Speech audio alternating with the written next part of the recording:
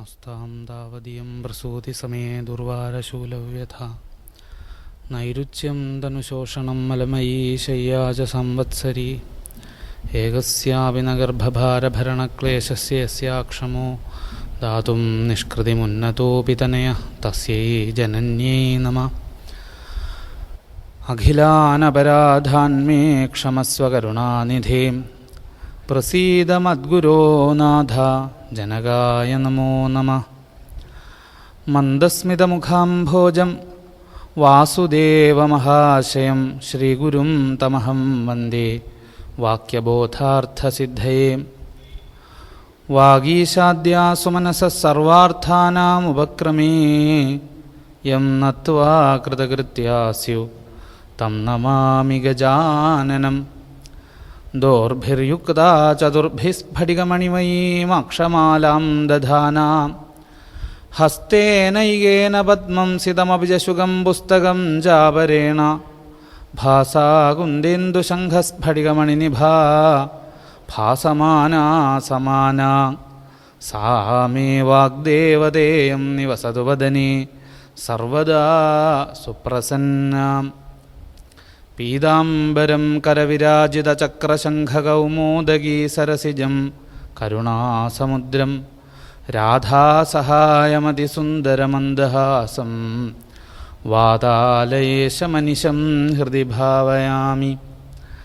കഥാമയീം ഭാഗവതാഭിധാനാം ഹരേ തനും ദേ ചരിതൈസ്ത്വദീയൈ യഥാമതിസ്ത്വത്പരിതോഷകാമസ്തൗമി പ്രസീദാച്യുതമാരുദേശാം.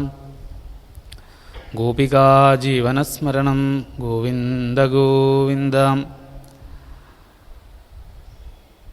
സജ്ജനങ്ങൾക്ക് നമസ്കാരം. 18ാമത് ശ്രീമദ് ഭാഗവത തത്വസമീക്ഷാ സത്രത്തിൻ്റെ ഈ വേദിയിൽ അനവധി മഹാത്മാക്കളുടെ മുമ്പിൽ നമ്മൾ വിചാരം ചെയ്യാനിരിക്കുന്ന വിഷയം ഭഗവത് ഭക്തി മഹാത്മ്യം സൂതമുഖത്ത് നിന്ന് എന്നുള്ളതാണ്. ഭാഗവത കഥാരംഭമാണ് സന്ദർഭം.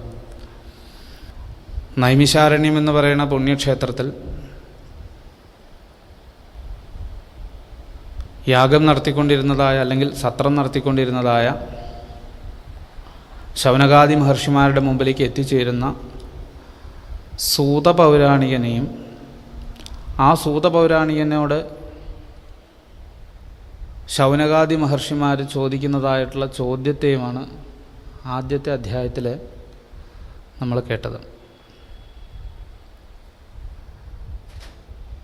കലിയുഗം ആരംഭം അല്ലെങ്കിൽ കലിയുഗം ആരംഭിച്ച സമയത്ത്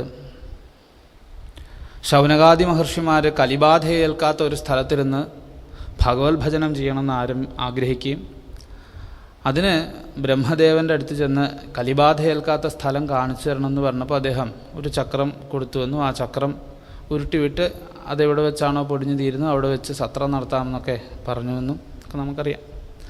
അങ്ങനെ അവർ ആ നേമിശീർണമായ നൈമിഷം എന്ന് പറയുന്ന അരണ്യപ്രദേശത്ത് വെച്ച് സത്രം ആരംഭിച്ചു.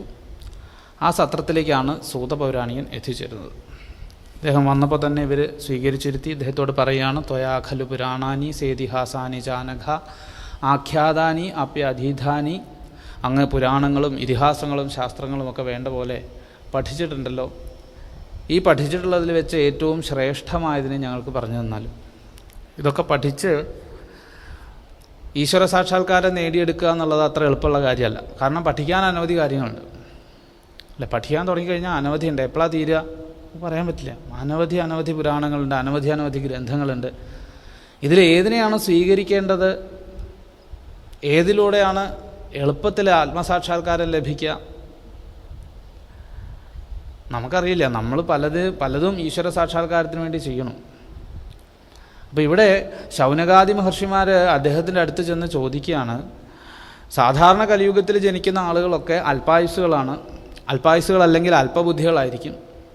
ഇനി ഇത് രണ്ടും ഉണ്ടെങ്കിലോ ഇതൊക്കെ പഠിക്കാനും അതിനെ വേണ്ട പോലെ ജീവിതത്തിൽ പ്രയോഗിക്കാനും അല്ലെങ്കിൽ അനുഭവത്തിൽ വരുത്താനും എന്നുള്ള ഭാഗ്യവും അവർക്കുണ്ടാവാറില്ല. അതുകൊണ്ട് തന്നെ അങ്ങ് ഇവിടെ എത്തിച്ചേർന്ന സ്ഥിതിക്ക് ഞങ്ങളുടെ സംശയങ്ങൾക്കെല്ലാം മറുപടി തരണേ എന്ന് പറഞ്ഞുകൊണ്ട് അവർ ചോദിക്കുന്ന ഒരു 6 ചോദ്യങ്ങളാണ് നമ്മൾ ആദ്യത്തെ അധ്യായത്തിൽ കേട്ടത്. ഒന്ന്, ഏന ആത്മാ സംപ്രസീദതി അല്ലെങ്കിൽ സുപ്രസീദതി, ഏതൊന്നുകൊണ്ടാണ് ആത്മാവിന് സാക്ഷാത്കാരം ലഭിക്കുക അല്ലെങ്കിൽ ശാശ്വതമായിട്ടുള്ള ശ്രേയസ് ഉണ്ടാവുക, അവനവന് ശാശ്വതമായിട്ടുള്ള ശ്രേയസ് ഉണ്ടാവുന്നത് ഏത് ധർമ്മത്തെ അനുഷ്ഠിക്കുന്നത് കൊണ്ടാണ് എന്നുള്ള ചോദ്യം. 2, എല്ലാ ശാസ്ത്രങ്ങളുടെയും സാരം എന്താണ് എന്നുള്ള ഒരു ചോദ്യം. പിന്നെ ഭഗവാന്റെ സർഗാദി ലീലകളെപ്പറ്റി പറഞ്ഞു തരണേ, മൂന്നാമത്തൊരു ചോദ്യം.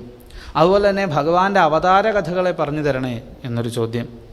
അതുപോലെ തന്നെ കൃഷ്ണാവതാര ചരിത്രത്തെ വിശേഷമായിട്ട് പറഞ്ഞു തരണേ എന്നൊരു ചോദ്യം. അവസാനം ചോദിച്ചു, ഈ കലിയുഗം ഭഗവാൻ എന്നാണോ സ്വധാമത്തിലേക്ക് മടങ്ങിയത് അന്നു മുതൽ കലി ഇവിടെ എത്തിച്ചേർന്നു എന്നാണ് പറയുന്നത്. തദ്ദിനാത് കലിരായാത സർവസാധന ബാധക എന്നാണ് പറയുന്നത്. എല്ലാത്തിനെയും ബാധിക്കുന്നവനാണ് ഈ കലി. ഭഗവാൻ ഇവിടെ സഗുണസാകാര രൂപത്തോടു കൂടി ഉണ്ടായിരുന്നിടത്തോളം കാലം ഭഗവാനെ ആശ്രയിച്ച് ഇവിടെ ധർമ്മം സ്ഥിതി ചെയ്തു. എന്നാൽ ഭഗവാൻ സ്വധാമത്തിലേക്ക് മടങ്ങിയതിന് ശേഷം ധർമ്മകം ശരണം ഗത, ഭഗവാൻ ആരെ ആശ്രയിച്ച്, ധർമ്മം ആരെ ആശ്രയിച്ചാണ് ഇവിടെ നിലനിൽക്കുന്നത് എന്നിങ്ങനെയുള്ള 6 ചോദ്യങ്ങളാണ് അവിടെ ആ സൂതപൗരാണികനോട് ശൗനകാദി മഹർഷിമാർ ചോദിച്ചത്. ഈ ചോദ്യത്തിൻ്റെ ഉത്തരം പറയാനാണ് 2ാമത്തെ അധ്യായത്തിൽ ആരംഭിക്കുന്നത്. അതിൽ ആദ്യത്തെ 4 ചോദ്യങ്ങളുടെ ഉത്തരമാണ് ഇനിയുള്ള 2 അധ്യായങ്ങളിലായിട്ട് നമ്മൾ കേൾക്കുക. അതായത് 2ാമത്തെ അധ്യായത്തിലും 3ാമത്തെ അധ്യായത്തിലും അങ്ങനെയാണല്ലോ. അതിനുശേഷമാണ് പിന്നീട് നാരദവ്യാസ കഥയായിട്ടൊക്കെ മുമ്പോട്ട് പോകുന്നത്. അപ്പോൾ ആദ്യത്തെ ചോദ്യങ്ങളുടെ ഉത്തരം പറയുന്ന സമയത്ത് ഇവിടെ രൗമഹർഷണി എന്നാണ് ഇവിടെ പദം ഉപയോഗിച്ചിരിക്കുന്നത്. രോമഹർഷണൻ്റെ പുത്രനായിരിക്കുന്ന ആൾ എന്നാണ് പറഞ്ഞത്. രോമഹർഷണൻ്റെ പുത്രൻ ഇവിടെ സംബോധന ചെയ്തിരിക്കുന്നത് നമ്മുടെ സൂതനെ തന്നെയാണ്. എന്തുകൊണ്ടാണ് അദ്ദേഹത്തെ രൗമഹർഷണി എന്നുള്ള പദം കൊണ്ട് സൂചിപ്പിക്കാൻ കാരണം? രോമഹർഷണൻ എന്ന് പറയുന്നത് ഇദ്ദേഹത്തിൻ്റെ അച്ഛനാണ്.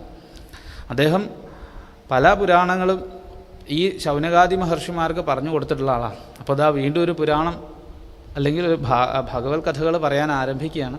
അപ്പോൾ അതുകൊണ്ട് അത്രയും കേമനായിട്ടുള്ള ഒരു അച്ഛൻ്റെ മകൻ തന്നെയാണ് അതാ ഇവിടെ ഭാഗവതം പറയാൻ ആരംഭിക്കുന്നത് എന്നൊന്ന് സൂചിപ്പിച്ചു.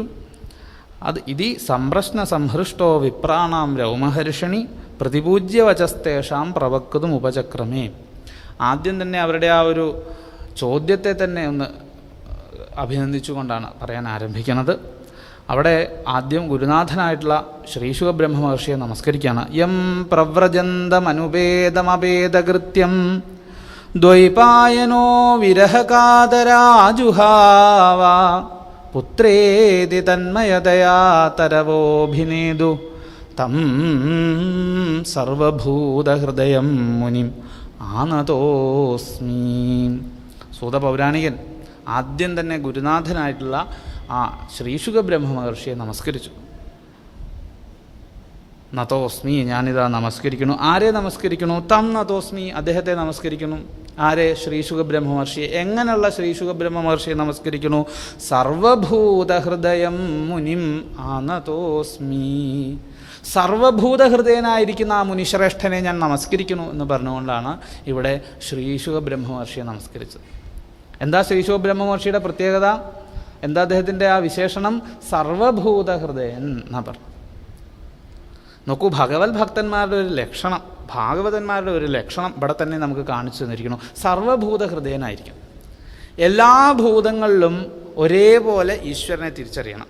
ആ ഈശ്വരൻ തന്നെയാണ് എൻ്റെ ഉള്ളിലും ബോധസ്വരൂപേണ ജ്ഞാനസ്വരൂപേണ തെളിഞ്ഞ് പ്രകാശിക്കുന്നത് എന്ന് മനസ്സിലാക്കിയൊരു ആളാണ് ഭാഗവതൻ. അങ്ങനെ ഒരു പരമഭാഗവതനാണ് ശ്രീശുക ബ്രഹ്മ മഹർഷി എന്ന് പറയാൻ വേണ്ടിയിട്ട് പറയുക. സർവഭൂതഹൃദയം മുനിം ആനതോസ്മി, സർവഭൂതഹൃദയനാണത്രേ. അതിന് എന്തുകൊണ്ടങ്ങനെ പറഞ്ഞു? എന്തുകൊണ്ടങ്ങനെ അദ്ദേഹത്തെ സർവഭൂതഹൃദയം എന്ന് പറഞ്ഞു? അതിനുള്ള ഉദാഹരണമാണ് പിന്നെ അതിൻ്റെ മുമ്പത്തെ വരികളിൽ നമ്മൾ കേട്ടത്. ഈ ശ്രീശുക ബ്രഹ്മ മഹർഷി വ്യാസഭഗവാന്റെ പുത്രനാണ്. ജനിച്ചപ്പോൾ തന്നെ ആത്മജ്ഞാനം അദ്ദേഹത്തിന് കൈവന്നിരുന്നു, അല്ലെങ്കിൽ ആത്മസാക്ഷാത്കാരം ലഭിച്ച ആളാണ്, ആത്മാരാമനാണ്. അങ്ങനെയുള്ള ആ മഹാത്മാവ് നമുക്കൊക്കെ ആത്മസാക്ഷാത്കാരം ഉണ്ടാവാൻ അല്ലെങ്കിൽ ഈശ്വരപ്രാപ്തിക്ക് കുറേ കടമ്പകൾ കടന്നു പോകാനുണ്ട് സാധാരണ ജനങ്ങൾക്ക്, അല്ലേ? പല സംസ്കാരങ്ങളും നമുക്ക് വിധിച്ചുള്ളത് എന്തിനു വേണ്ടിയിട്ടാണ്? ആ ഒരു ഈശ്വര സാക്ഷാത്കാരത്തിന് നമ്മളെ ശുദ്ധരാക്കി തീർക്കാൻ വേണ്ടിയിട്ടാണ്. അപ്പോൾ അങ്ങനെ ശുദ്ധമാക്കി തീർന്ന മനസ്സോടുകൂടിയ, ശുദ്ധമായ മനസ്സോടുകൂടിയ ഒരാളുടെ ഉള്ളിലാണ് ഭഗവത് രൂപം പ്രകാശിക്കുക. എന്നാൽ ഇദ്ദേഹം ജന്മനാ തന്നെ അങ്ങനെയാണ്. ജനിക്കുമ്പോൾ തന്നെ അദ്ദേഹത്തിന് ഈ ജ്ഞാനം ഉള്ളിൽ വിളങ്ങിയിരുന്നു. അതുകൊണ്ട് തന്നെ അദ്ദേഹത്തിന് പിന്നീട് പ്രത്യേകിച്ച് സംസ്കാരങ്ങളൊന്നും വേണ്ടി വന്നില്ല എന്നാണ്. ഈ ഉപനയനാദികളാകുന്ന അല്ലെങ്കിൽ സീമന്തം, പുംസവനം തുടങ്ങിയതായുള്ള ഷോഡശ കർമ്മങ്ങളെയും വിധിച്ചിട്ടുള്ളത് എന്തിനു വേണ്ടിയിട്ടാണ്? ഒരു മനുഷ്യനെ ശുദ്ധനാക്കി തീർക്കാൻ വേണ്ടിയിട്ടാണ്. ഇപ്പം ജന്മനാ തന്നെ ശുദ്ധനായിരുന്ന ശ്രീ ശുകബ്രഹ്മ മഹർഷിയെ സംബന്ധിച്ചിടത്തോളം അദ്ദേഹത്തിന് ഇതിൻ്റെ ഒന്നും ആവശ്യം വന്നില്ല. അദ്ദേഹം എന്ത് ചെയ്തു? ജനിച്ചപ്പോൾ തന്നെ 16 വയസ്സുള്ളൊരു ബാലനെ പോലെ അദ്ദേഹം മാറി. കോമളനായ, അതിസുന്ദരനായ, തേജസ്വിയായിട്ടുള്ള ആ ശ്രീ ശുകബ്രഹ്മ മഹർഷി അപ്പം തന്നെ അവിടെ നിന്ന് അങ്ങനെ പ്രവ്രജനം ചെയ്യാൻ ആരംഭിച്ചു. യം പ്രവ്രജന്തം അനുഭേദം, ഉപനയനാദികളൊന്നും ചെയ്തിട്ടില്ല, അഭേദകൃത്യം, യാതൊരു കർമ്മയോഗവും അനുഷ്ഠിച്ചിട്ടില്ലാത്ത ആ മഹാത്മാവ് തൻ്റെ പുത്രൻ അങ്ങനെ തന്നെ ഉപേക്ഷിച്ച് അല്ലെങ്കിൽ പ്രവ്രജനം ചെയ്തു പോകുന്നത് കണ്ടപ്പോൾ വ്യാസഭഗവാൻ പുത്രാന്ന് വിളിച്ചു എന്നാണ്. പുത്രേതി, അങ്ങനെ പുത്രാന്ന് വിളിച്ചപ്പോഴോ തന്മയതയാ തരവോഭിനേതു എന്നാണ് പറഞ്ഞത്. തന്മയത്വം കൊണ്ടേ എല്ലാ ജീവജാലങ്ങളിലും ഇരിക്കുന്ന ഒരേ ഒരു ഈശ്വരൻ തൻ്റെ ഉള്ളിലും പ്രകാശിക്കുന്നു എന്നുള്ള ആ ഒരു ഭാവം നിമിത്തം, സർവഭൂതഹൃദയനായിരിക്കുന്ന ആ മഹർഷിയുടെ മാഹാത്മ്യ നിമിത്തം അതിനെ പ്രതിവചനം ചെയ്തത് ആരാന്നോ? അവിടെയുള്ള വൃക്ഷങ്ങളാണ് എന്നാണ്. അത്രത്തോളം സകല ജീവജാലങ്ങളിലും ആ ഈശ്വരഭാവം അദ്ദേഹത്തിന് ദർശിക്കാൻ സാധിച്ചിരുന്നു. എല്ലാം ഈശ്വരമയമായിട്ട്. യാതൊന്നു കൺമതതു നാരായണ പ്രതിമ, യാതൊന്നു കേൾപ്പതതു നാരായണ ശ്രുതികൾ, യാതൊന്നു ചെയ്വതതു നാരായണാർച്ചനകൾ, യാതൊന്നതൊക്കെ ഹരി നാരായണായ നമ. ഇങ്ങനൊരു മഹാത്മാവ്. അദ്ദേഹത്തിനെ ഭാഗവതം പഠിപ്പിക്കാൻ പോലും ബുദ്ധിമുട്ടിയെന്നാണ് മഹാത്മാക്കൾ പറയുക. ഇവിടെ ചോദ്യം ചോദിക്കുന്നത് കേൾക്കാം. ഈ ശ്രീ ശുകബ്രഹ്മ മഹർഷി എന്തുകൊണ്ട് ഭാഗവതം പഠിച്ചു? ആത്മാരാമനായിട്ടുള്ള ഒരാൾക്ക് ഭാഗവതം പഠിച്ചിട്ട് വേണം അപ്പോൾ ഇത് മനസ്സിലാക്കാൻ, ഈ സന്തോഷം അനുഭവിക്കാൻ? അതിൻ്റെയൊന്നും ആവശ്യമില്ല അദ്ദേഹത്തിന്. പിന്നെ എന്തുകൊണ്ട് അദ്ദേഹം ഭാഗവതം പഠിക്കാൻ പുറപ്പെട്ടു? അച്ഛൻ നിർബന്ധിച്ചുകൊണ്ട് മാത്രം. അങ്ങനെയൊന്നും ചെയ്യുന്ന ആളല്ല. ആത്മാരാമനാണ് അദ്ദേഹം. അങ്ങനെയുള്ള ഒരാൾക്ക് ഭാഗവതം പഠിക്കേണ്ട ആവശ്യമില്ല. ഒന്ന് നമ്മളോടുള്ള കരുണയാണ് കേട്ടോ. പ്രധാനപ്പെട്ട കാര്യം അത് തന്നെയാണ്. നമ്മളോടുള്ള കാരുണ്യ നിമിത്തമാണ് ഈ ശ്രീ ശുകബ്രഹ്മ മഹർഷി ഭാഗവതം പഠിച്ച് പരീക്ഷിത്ത് മഹാരാജാവിന് പറഞ്ഞു കൊടുത്തത്. പരീക്ഷിത്ത് മഹാരാജാവിന് പറഞ്ഞു കൊടുത്ത് തന്നെ നമ്മളെ ഉദ്ദേശിച്ചിട്ടാണ്. പരീക്ഷിത്ത് മഹാരാജാവിന് വേണ്ടി മാത്രമല്ല, അതിനുവേണ്ടി വ്യാസഭഗവാൻ ഒരു സൂത്രം പ്രയോഗിച്ചു എന്നാണ് പറയാറുള്ളത്. എങ്ങനെ ഈ ശ്രീശുകൻ ഇതിലൊരു താല്പര്യം ഉണ്ടാക്കിയെടുക്കും? ഈ ശ്രീ ശുകബ്രഹ്മ മഹർഷിക്ക് ഇതിനോട് ഒരു താല്പര്യമില്ല. ഇതൊന്ന് താല്പര്യം ഉണ്ടാക്കിയെടുക്കണ്ടേ എന്നാണ്. അപ്പോൾ ഈ ഭാഗവതത്തിലെ 2 ശ്ലോകങ്ങൾ അദ്ദേഹം എന്ത് ചെയ്തു? ശിഷ്യന്മാരെ പഠിപ്പിച്ചു എന്നാണ്. എന്നിട്ട് പറഞ്ഞു, ഈ ശുകൻ കേൾക്കാൻ പാകത്തിന് എവിടെയെങ്കിലും പോയിരുന്നിട്ട് ഇത് നിങ്ങൾ ചൊല്ലണം എന്ന് പറഞ്ഞു അത്രേ. അങ്ങനെ ശിഷ്യന്മാരെന്ത് ചെയ്തു? ഈ 2 ശ്ലോകങ്ങൾ പഠിച്ചു. എന്നിട്ട് ശ്രീ ശുകബ്രഹ്മ മഹർഷി വരുന്ന വഴിയിൽ അദ്ദേഹം കേൾക്കാൻ പാകത്തിന് ഒരു സ്ഥലത്ത് പോയി എന്നിട്ട് ആദ്യത്തെ ശ്ലോകം ചൊല്ലി എന്നാണ്. അഹോബക്കീയം സ്തനകാളകൂടം ജിഘാംസയാപായതപ്യസാധ്വി ലേഭേ ചിരം ധാതൃജിതാം ഗതിം, അങ്ങനെയാണ്. തതോന്യം കംവാദയാലും ശരണം വ്രജേമ എന്നാണ് ഈ 3ാം സ്കന്ധത്തിലെ ഒരു ശ്ലോകമാണ്. ഭഗവാന്റെ ഒരു ലീലയെ പറ്റിയിട്ട് പറയുകയാണ്. ഭഗവാന്റെ ഒരു കാരുണ്യത്തെ പറ്റിയാണ് പറയുന്നത്. അഹോബക്കീയം, അത് ആദ്യം ആ ശ്ലോകമാണോ സംശയമുണ്ട്. പറഞ്ഞു വന്ന കൂട്ടത്തിൽ അത് കയറി വന്നപ്പോൾ പറഞ്ഞു എന്നുള്ള വിഷയം.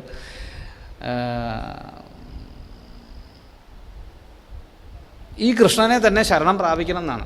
ഈ ഭഗവാനെ തന്നെ ശരണം പ്രാപിക്കണം. എന്താ കാരണം? ഇത്രത്തോളം ഭക്തവാത്സല്യം ഉണ്ടായിട്ട് വേറൊരാളില്ല. അതാണ് ഭഗവാന്റെ ഒരു പ്രത്യേകത. ഭക്തവാത്സല്യം ഉണ്ടായിട്ട് വേറൊരു ആളെ നമുക്ക് കാണാൻ സാധിക്കില്ല. കാരണം ഏതൊരു പൂതനയാണോ ബക്കി എന്ന് വെച്ചാൽ ബഗൻ്റെ സഹോദരിയായിരിക്കുന്നുള്ളൂ. ബഗൻ്റെ സഹോദരിയായിരിക്കുന്ന പൂതന ഭഗവാന് ജിഘാംസയ കൊല്ലാൻ വേണ്ടിയിട്ട് എന്ത് ചെയ്തു? സ്ഥാനം കൊടുത്തു. അവൾക്ക് ഭഗവാൻ എന്തു കൊടുത്തു? ധാതൃജിതാം ഗതിം എന്നാണ്. ധാത്രിക്കുചിതമായിട്ടുള്ള ഗതി. ധാത്രി വെച്ചാലോ അമ്മ അല്ലേ? അമ്മമാർക്ക് അല്ലെങ്കിൽ അമ്മയുടെ സ്ഥാനത്തുള്ള ആ ഒരു ഭാവം. അങ്ങനെ ഒരു ഗതി കൊടുത്തു. ആലോചിക്കണം, കൊല്ലാൻ വന്നവർക്ക് പോലും ആ ഒരു സ്ഥാനം കൊടുത്ത് അനുഗ്രഹിക്കുന്ന ഭഗവാൻ, അതിൽ കൂടുതൽ ദയാവാത്സല്യമുള്ള ആളാരാ ഉള്ളത്? അപ്പോൾ കമ്പാദയാലും ശരണം വ്രജാമ, ഇത്തരത്തിൽ ഉള്ള ആ ഭഗവാനെ ആശ്രയിക്കല്ലേ വേണ്ടത് എന്നാണ് ശ്ലോകം. എനിക്ക് തോന്നുന്നു ഇത് രണ്ടാമത് പറഞ്ഞ ശ്ലോകം, ആദ്യത്തെ ശ്ലോകം അതല്ല. ആദ്യം പറഞ്ഞ ശ്ലോകം ബരിഹാപീഠം നടവരപ്പു എന്നുള്ള ശ്ലോകം. ആദ്യം ദശമസ്കന്ധത്തിൽ 20-21 അധ്യായത്തിലുണ്ട്. 21 മറ്റേ പറയുന്ന ഒരു ശ്ലോകമാണ്, വേണുഗീതത്തിൽ പറയുന്ന ശ്ലോകം. ബരിഹാപീഠം നടവരവപു കർണയോ കർണികാരം ബിഭ്രദ്വാസ കനകകപിശം വൈജയന്തീം ജമാലാം രന്ധ്രാൻ വേണോരധരസുധയാ പൂരയൻ ഗോപവൃന്ദൈ വൃന്ദാരണ്യം സ്വപദരമണം പ്രാവിശൽ ഗീതകീർത്തി. ഭഗവാന്റെ ആ വേണുഗാനത്തെ വർണ്ണിക്കുന്ന രംഗ. അപ്പോൾ ഇതിൽ നടവരവപു എന്നുള്ള വാക്ക് ആണ് രസം. നടവരവപു ലീലയാ ഭഗവാൻ എന്ത് ചെയ്തിരിക്കുന്നു? രൂപത്തെ സ്വീകരിച്ചിരിക്കുക. എന്തിനു വേണ്ടിയിട്ടാണ്? നിഷ്കളബ്രഹ്മമായിരിക്കുന്ന ഭഗവാൻ ആ സത്വഗുണത്തെ അവലംബിച്ചുകൊണ്ട് നമുക്ക് കേൾക്കാനും ശ്രവിക്കാനും സ്മരിക്കാനും ഒക്കെയുള്ള കാര്യങ്ങൾ ചെയ്യാൻ വേണ്ടിയിട്ട്, നമ്മളെ അനുഗ്രഹിക്കാൻ വേണ്ടിയിട്ട് തൻ്റെ കാരുണ്യം കൊണ്ട് ഇവിടെ കൃഷ്ണസ്വരൂപേണ അവതരിച്ചിരിക്കുക. ആ കഥകളാണ് ഇപ്പോൾ ഭാഗവത്തിൽ പറഞ്ഞിരിക്കുന്നതെന്നാണ്. അപ്പോൾ ഈ നടവരവപു എന്നുള്ള ആ വാക്ക് കേട്ടപ്പോൾ അദ്ദേഹം ആലോചിച്ചു, നടവരവപു ആണ്, സകല ബ്രഹ്മം തന്നെയാണ്. അപ്പോൾ മേൽപ്പത്തിൽ പറഞ്ഞിട്ടില്ലേ അല്ലേ, സാക്ഷാൽ നിർഗുണ ബ്രഹ്മം തന്നെയാണ് ഗുരുവായൂരപ്പൻ. സകല ഇതി വച ത്വത്കലാസ്വേവ ഭൂമൻ എന്ന് പറഞ്ഞില്ലേ, നിഷ്കമ്പേ നിത്യപൂർണേ നിരവധി പരമാനന്ദ പീയൂഷരൂപേ നിർലീനാനേകമുക്താവലി സുഭഗതമേ നിർമ്മല ബ്രഹ്മസിന്ധൗ കല്ലോലോല്ലാസതുല്യം ഖലു വിമലതരം സത്വമാഹുസ്തദാത്മാ കസ്മാന്നോ നിഷ്കള ത്വം സകല ഇതി വച ത്വത്കലാസ്വേവ ഭൂമൻ എന്ന് പറഞ്ഞിട്ടുണ്ട് അല്ലേ. യാതൊരു കമ്പനങ്ങളും ഇല്ലാതെ യാതൊരു ചലനവും ഇല്ലാതെ അവ്യയമായിട്ട് നിൽക്കുന്ന ആ നിഷ്കള ബ്രഹ്മം തന്നെയാണ് ഈ കടലിലെ തിരമാല പോലെ ഒരു സകല രൂപത്തെ സ്വീകരിച്ച് ഇവിടെ ഇരിക്കുന്നത്. രണ്ട് തമ്മിൽ വ്യത്യാസമൊന്നുമില്ല. ഇത് ചെന്ന് അവസാനം എവിടേക്ക് തന്നെ അടങ്ങുക, ഈ തിരമാല പോയി കടലിലേക്ക് അടങ്ങുന്നത് പോലെ ഈ സകല ബ്രഹ്മം എന്ത് തന്നെ നിഷ്കള ബ്രഹ്മത്തിൻ്റെ ഒരു ഭാവം തന്നെ. ഇതേ കാര്യം തന്നെയാണ് അദ്ദേഹം അവിടെ ആലോചിച്ചത്. ശരിയാണ്, ആ നിർഗുണ ബ്രഹ്മം തന്നെയാണ് ലീലയ ഒരു രൂപം സ്വീകരിച്ച് ഇവിടെ വന്നിരിക്കുന്നത്. പക്ഷേ ഞാൻ എന്തിനിപ്പോൾ ആ സഗുണ ബ്രഹ്മത്തെ ഉപാസിക്കണം? അതിൻ്റെ ആവശ്യമില്ലല്ലോ. കാരണം എനിക്ക് നിർഗുണമായിരിക്കുന്ന ബ്രഹ്മത്തെ ധ്യാനിക്കാനും അനുഭവിക്കാനും സാധിക്കുന്നുണ്ടെങ്കിൽ മറ്റതിൻ്റെ ആവശ്യമുണ്ടോ എന്ന് അദ്ദേഹം ചിന്തിച്ചു എന്നാണ്. അപ്പോഴാണ് ശിഷ്യന്മാർ ഏത് ചൊല്ലിയത്? നമ്മൾ ആദ്യം പറഞ്ഞ ശ്ലോകം അല്ലേ, അഹോബകീയം സ്തനകാള കൂടെ ആ ശ്ലോകം ചൊല്ലിയത് കംവാദയാലും ശരണം വ്രജേമ. ഇത്രത്തോളം കരുണാവാരിധിയായിട്ട് വേറൊരാളെ ഇനി ആശ്രയിക്കാൻ കിട്ടില്ല എന്നും കൂടി അവർ പറയണത് കേട്ടപ്പോൾ അദ്ദേഹം വിചാരിച്ചു എന്നാൽ ഭാഗവതം പഠിച്ച് കളയാം എന്ന് വിചാരിച്ചു എന്നാണ്. അങ്ങനെയാണത്രേ പോയി ഭാഗവതം പഠിച്ച് പിന്നീട് പരീക്ഷിത് മഹാരാജാവിന് പറഞ്ഞു കൊടുത്തത്. അപ്പം നിർഗുണനായിരിക്കുന്ന അദ്ദേഹം ആ സഗുണ ബ്രഹ്മത്തെ തന്നെ സകല ബ്രഹ്മത്തെ തന്നെ ഇവിടെ ഉപാസിക്കാൻ വേണ്ടി പുറപ്പെട്ടു. അപ്പം അങ്ങനെയുള്ള സർവഭൂതഹൃദയനായിരിക്കുന്ന അദ്ദേഹത്തിൻ്റെ മാഹാത്മ്യമാണ് ഇത് പറയുന്നത് മുഴുവൻ. അപ്പം അങ്ങനെയുള്ള ആ സർവഭൂതഹൃദയനായിരിക്കുന്ന മഹർഷിയെ ഞാനിതാ ധ്യാനിച്ചും കൊണ്ട് ആരംഭിക്കുകയാണ്. വീണ്ടും പറയണു, യസ്വാനുഭാവമഖില ശ്രുതിസാരമേകം അധ്യാത്മദീപം അതിതിദീർഷതാം തമോന്ധം സംസാരിണാം കരുണയാഹ പുരാണഗുഹ്യം തം വ്യാസസൂനുപയാമി ഗുരും മുനീനാം. നമുക്ക് സ്വാനുഭാവം എന്നാണ് അസാധാരണമായ മഹിമ എന്നർത്ഥം. തൻ്റേതായ ആ മഹിമ ഉണ്ടല്ലോ, ആ മഹിമ നിമിത്തം ഈ അഖിലശ്രുതിസാരം എല്ലാ വേദങ്ങളുടെയും സാരമായിരിക്കുന്നതും അതുപോലെ തന്നെ അധ്യാത്മദീപം ഈ ആത്മസാക്ഷാത്കാരത്തെ നേടിത്തരുന്നത് അല്ലെങ്കിൽ നമ്മുടെ ഉള്ളിലുള്ള ആ ആത്മജ്യോതിയെ തെളിയിച്ചു തരുന്നതുമായിട്ടുള്ള ഏകമായിരിക്കുന്ന അദ്വിതീയമായിരിക്കുന്ന അതുപോലെ തന്നെ ഈ സംസാരമാകുന്ന അന്ധകാരത്തെ തന്നെ കടക്കാൻ വെമ്പൽ കൊള്ളുന്ന ആളുകൾക്ക് ആ ആത്മജ്യോതിയെ തെളിയിച്ചു കൊടുക്കുന്നതായിട്ടുള്ള ഈ പുരാണ രഹസ്യത്തെ ആരാണോ പറഞ്ഞത് അല്ലെങ്കിൽ ആരാണോ കാരുണ്യം കൊണ്ട് ഉപദേശിച്ചത്, പരീക്ഷത്തിന് ഉപദേശിച്ചത്, തം വ്യാസസൂനും എങ്ങനെയുള്ള ആള് മുനീനാം ഗുരു, മുനിമാർക്ക് പോലും ഗുരുവായിരിക്കുന്ന ആ വ്യാസസൂനുവിനെ ഞാനിതാ നമസ്കരിക്കണു എന്ന് പറയാം. അപ്പോൾ അസാധാരണ മഹിമയോട് കൂടിയ ആളാണ് അദ്ദേഹം. എന്തിനെ പറഞ്ഞു? ഭാഗവതത്തെ പറഞ്ഞു. ഭാഗവതത്തിൻ്റെ പ്രത്യേകത എന്താണ്? അത് സംസാരമാകുന്ന ഈ സാഗരത്തെ കടക്കാൻ താല്പര്യപ്പെടുന്നവർക്ക്, തിതീരുഷു എന്ന് വെച്ചാൽ കടക്കാൻ ഇച്ഛിക്കുന്നവർ. അപ്പോൾ അങ്ങനെ ആ സംസാര സാഗരത്തെ കടക്കാൻ ഇച്ഛിക്കുന്നവന് അവൻ്റെ ഉള്ളിലുള്ള ആ ആത്മജ്യോതിസിനെ തെളിയിച്ചു കൊടുക്കുന്നതായ അധ്യാത്മദീപമായിരിക്കുന്ന ഈ ഭാഗവതത്തെ ഉപദേശിച്ച ആ ശ്രീ ശുകബ്രഹ്മ മഹർഷിയെ നമസ്കരിക്കണു എന്ന് പറയണു. പിന്നീട് പറയുക, നാരായണം നമസ്കൃത്യ നരം ചൈവ നരോത്തമം ദേവീം സരസ്വതീം വ്യാസം തതോ ജയമുദീരേത്. ഇവിടെ നാരായണനെയും നരനെയും ദേവിയും സരസ്വതിയെയും വ്യാസഭഗവാനെയും ഒക്കെ നമസ്കരിച്ചും കൊണ്ട് ഞാനിതാ അങ്ങ് നിങ്ങൾ ചോദിച്ച ചോദ്യത്തിൻ്റെ ഉത്തരം പറയാം. മുനയാ അല്ലേ മുനിമാരെ, സാധുപൃഷ്ട, നിങ്ങൾ ചോദിച്ച ചോദ്യം കേമായി. ലോകമംഗളം പൃഷ്ട എന്നാണ്. ലോകത്തിന് മുഴുവൻ മംഗളകരമായിരിക്കുന്ന ഒരു കാര്യത്തെയാണ് നിങ്ങൾ ചോദിച്ചത്. എന്താ ചോദ്യത്തിൻ്റെ പ്രത്യേകത എന്നല്ലേ? യത്കൃത കൃഷ്ണ സംപ്രശ്നോ യേനാത്മാ സുപ്രസീദതി എന്താ പറഞ്ഞത്? നിങ്ങൾ ചോദ്യം ചെയ്യപ്പെട്ടത് കൃഷ്ണനെ പറ്റിയാണ്. കൃഷ്ണ സംപ്രശ്ന, ഭഗവാനെ പറ്റിയുള്ള ചോദ്യങ്ങൾ ആണ് ചോദിച്ചത് എന്നുള്ളത് കൊണ്ട് തന്നെ ഏന ആത്മാ സുപ്രസീദതി, എൻ്റെ മനസ്സ് വളരെയധികം സന്തോഷിച്ചിരിക്കുന്നു. എനിക്ക് വളരെ സന്തോഷം തോന്നുന്നുണ്ട്. സാധാരണഗതിക്ക് എല്ലാ ജനങ്ങളും കണ്ടുമുട്ടുന്ന സമയത്ത് ഗ്രാമ്യമായ വിഷയങ്ങളെപ്പറ്റി പറയുമ്പോൾ ആരെങ്കിലും ഒരാൾ ഈശ്വരീയമായ വിഷയത്തെ നമ്മളോട് ചർച്ച ചെയ്യാൻ വന്നാൽ നമ്മൾ വളരെയധികം സന്തോഷിക്കണമെന്ന് കാണിച്ചു തരിക സൂതൻ. കാരണം അത് വളരെ വിരളമായിട്ടുള്ളതാണ് അല്ലേ? സാമാന്യേന ഗതിക്ക് രണ്ട് വ്യക്തികൾ തമ്മിൽ കണ്ടുമുട്ടിയാൽ ഇങ്ങനെയുള്ള ചോദ്യങ്ങളൊന്നും ചോദിക്കില്ല. ചോദിക്കോ? അപ്പോൾ എ എന്ന് പറഞ്ഞ ഒരാൾ ബിയുമായിട്ട് കണ്ടുമുട്ടി. എന്താ അവർ തമ്മിൽ സംസാരിക്കുക? സാമാന്യേന എന്തൊക്കെയാണ് വിശേഷം? ആദ്യത്തെ ചോദ്യം അതാ, സുഖമല്ലേ എന്ന് ചോദിക്കും. മറ്റാളെന്ത് പറയും? ഓ സുഖം എന്ന് പറയും. സുഖമാണെന്നൊക്കെയാണ് പറയുക. സുഖമാണോ ചോദിച്ചു കഴിഞ്ഞാൽ അത്ര സുഖമൊന്നും അല്ല. പക്ഷെ നമ്മളെങ്ങനെയാണ് പറയുക? സുഖമാണോ പറയും. പിന്നെ വിശേഷം എന്തൊക്കെയാണ് ചോദിക്കും. ആദ്യത്തെ ആളുടെ വിശേഷങ്ങൾ പറയും, രണ്ടാമത്തെ ആളുടെ വിശേഷങ്ങൾ പറയും. ഇതൊക്കെ പറഞ്ഞു കഴിഞ്ഞാലോ? ഒക്കെ പറഞ്ഞു കഴിഞ്ഞാൽ മൂന്നാമത്തെ ആളുടെ കുറ്റം പറയാൻ നോക്കും. അങ്ങനെയാണ് സാമാന്യേന ജനങ്ങൾ സംവദിക്കുക. പക്ഷേ ഭഗവത് ഭക്തന്മാരായിട്ടുള്ള ആളുകൾ കണ്ടുമുട്ടിയാൽ എന്താ ചോദിക്കുക? ഈ കൃഷ്ണ സംപ്രശ്ന, ഭഗവത് കഥകളുമായിട്ട് ഭഗവാനുമായിട്ട് ബന്ധപ്പെട്ട വിഷയങ്ങളാണ് അവർ ചർച്ച ചെയ്യുക. അതാണ് സത്സംഗത്തിൻ്റെ പ്രത്യേകത. അപ്പോൾ ഇവിടെ ഒരു സത്സംഗം ആ സൂതപൗരാണികനും ശൗനകാദികളുമായിട്ടുണ്ടായ സത്സംഗം അവിടെ ചോദിക്കപ്പെട്ടിരിക്കുന്നത് കൃഷ്ണകഥകളെയാണ്. അതുകൊണ്ട് ആത്മാ സുപ്രസീദതി, എനിക്ക് വളരെ സന്തോഷം ഉണ്ടായിരിക്കുന്നു. ഇനി നിങ്ങൾ ചോദിച്ച ചോദ്യത്തിൻ്റെ ഉത്തരം ഞാൻ പറയാം. നിങ്ങൾ ആദ്യം ചോദിച്ച ചോദ്യം എന്താണ് ഏറ്റവും വലിയതായിരിക്കുന്ന ധർമ്മം അല്ലേ? ആത്യന്തികമായിരിക്കുന്ന ശ്രേയസ്സിനെ തരുന്ന ധർമ്മം എന്താണ്? പരമമായ ധർമ്മം എന്താണ് എന്നാണ്. ബ്രൂഹിണ ശ്രദ്ധാനാനാം ഏന ആത്മാ സംപ്രസീദതി എന്നൊരു ചോദ്യമാണ് ആദ്യത്തെ അധ്യായത്തിൽ നമ്മൾ കേട്ടത്. അപ്പോൾ അതിൻ്റെ ഉത്തരം ഇവിടെ പറയണത് സവൈ പുംസാം പരോധർമ്മോ യതോ ഭക്തിരധോക്ഷജേ അഹേതുക്യ അപ്രതിഹത യയാത്മാ സംപ്രസീദതി.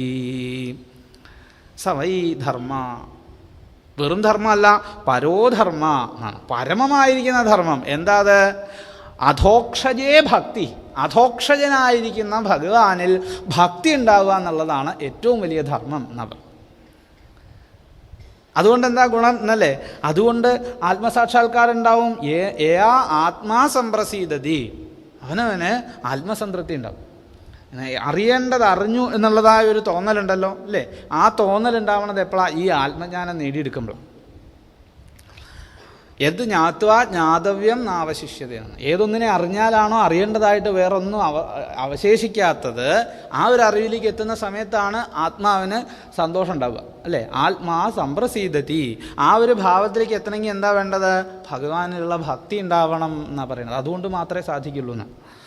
ഭക്തി കൊണ്ട് പലതരത്തിലുള്ള പ്രയോജനങ്ങളുണ്ട്. ഇപ്പോൾ പല ആളുകളും ഭക്തിയോടുകൂടി ഭഗവാനെ സേവിക്കുന്നത് ആത്മസാക്ഷാത്കാരത്തിന് വേണ്ടിയിട്ടാണോ ചോദിച്ചാൽ അതൊന്നുമല്ല. ലൗകികമായിട്ടുള്ള വിഷയങ്ങൾക്ക് വേണ്ടിയിട്ടും ഭഗവാനെ ഉപാസിക്കുന്ന ആളുകളുണ്ട്. പക്ഷെ ഇവിടെ പറയുകയാണ് ആ ഭക്തി ശ്രേഷ്ഠമല്ല എന്നല്ല പറയുന്നത്. ആ ഭക്തിയും നല്ലതാണ്. ഭക്തി പലതരത്തിലാണെന്നൊക്കെ നമ്മൾ ഭാഗവത്തിൽ കേൾക്കുമല്ലോ. ആ ഭക്തിയും നല്ലതാണ്. പക്ഷേ അതിലൊക്കെ ഏറ്റവും ശ്രേഷ്ഠമായിരിക്കുന്നത് എങ്ങനെയാണ്? അഹൈതുക്യ അപ്രതിഹത എന്നാണ്. അഹൈതുകമായിട്ട് കാരണങ്ങളൊന്നും കൂടാതെ കണ്ട്, ഉപാധികളൊന്നും കൂടാതെ കണ്ട്, പ്രത്യേകിച്ച് കാമങ്ങളൊന്നും കൂടാതെ കണ്ട് ഭഗവാനെ ഭക്തിയോടുകൂടി ഉപാസിക്കുക. അപ്രതിഹത, ഇടതടവില്ലാണ്ട് ആ സ്മരണ ഉണ്ടാവുകയും വേണം. അത്തരത്തിലുള്ളതായ ഒരു ഭക്തി ഉണ്ടെങ്കിലോ അത് തന്നെയാണ് പരമമായിരിക്കുന്ന ധർമ്മം എന്നാണ് പറയണത്. അപ്പോൾ അങ്ങനെയുള്ള കൃഷ്ണഭക്തി ആണ് ഏറ്റവും ശ്രേഷ്ഠം. അതിലൂടെ അവനവന് ആത്മാവിനെ അറിയാൻ സാധിക്കും, അവനവനെ അറിയാൻ സാധിക്കും. ആത്മാ സംപ്രസീദത്തി എന്ന് പറയാം.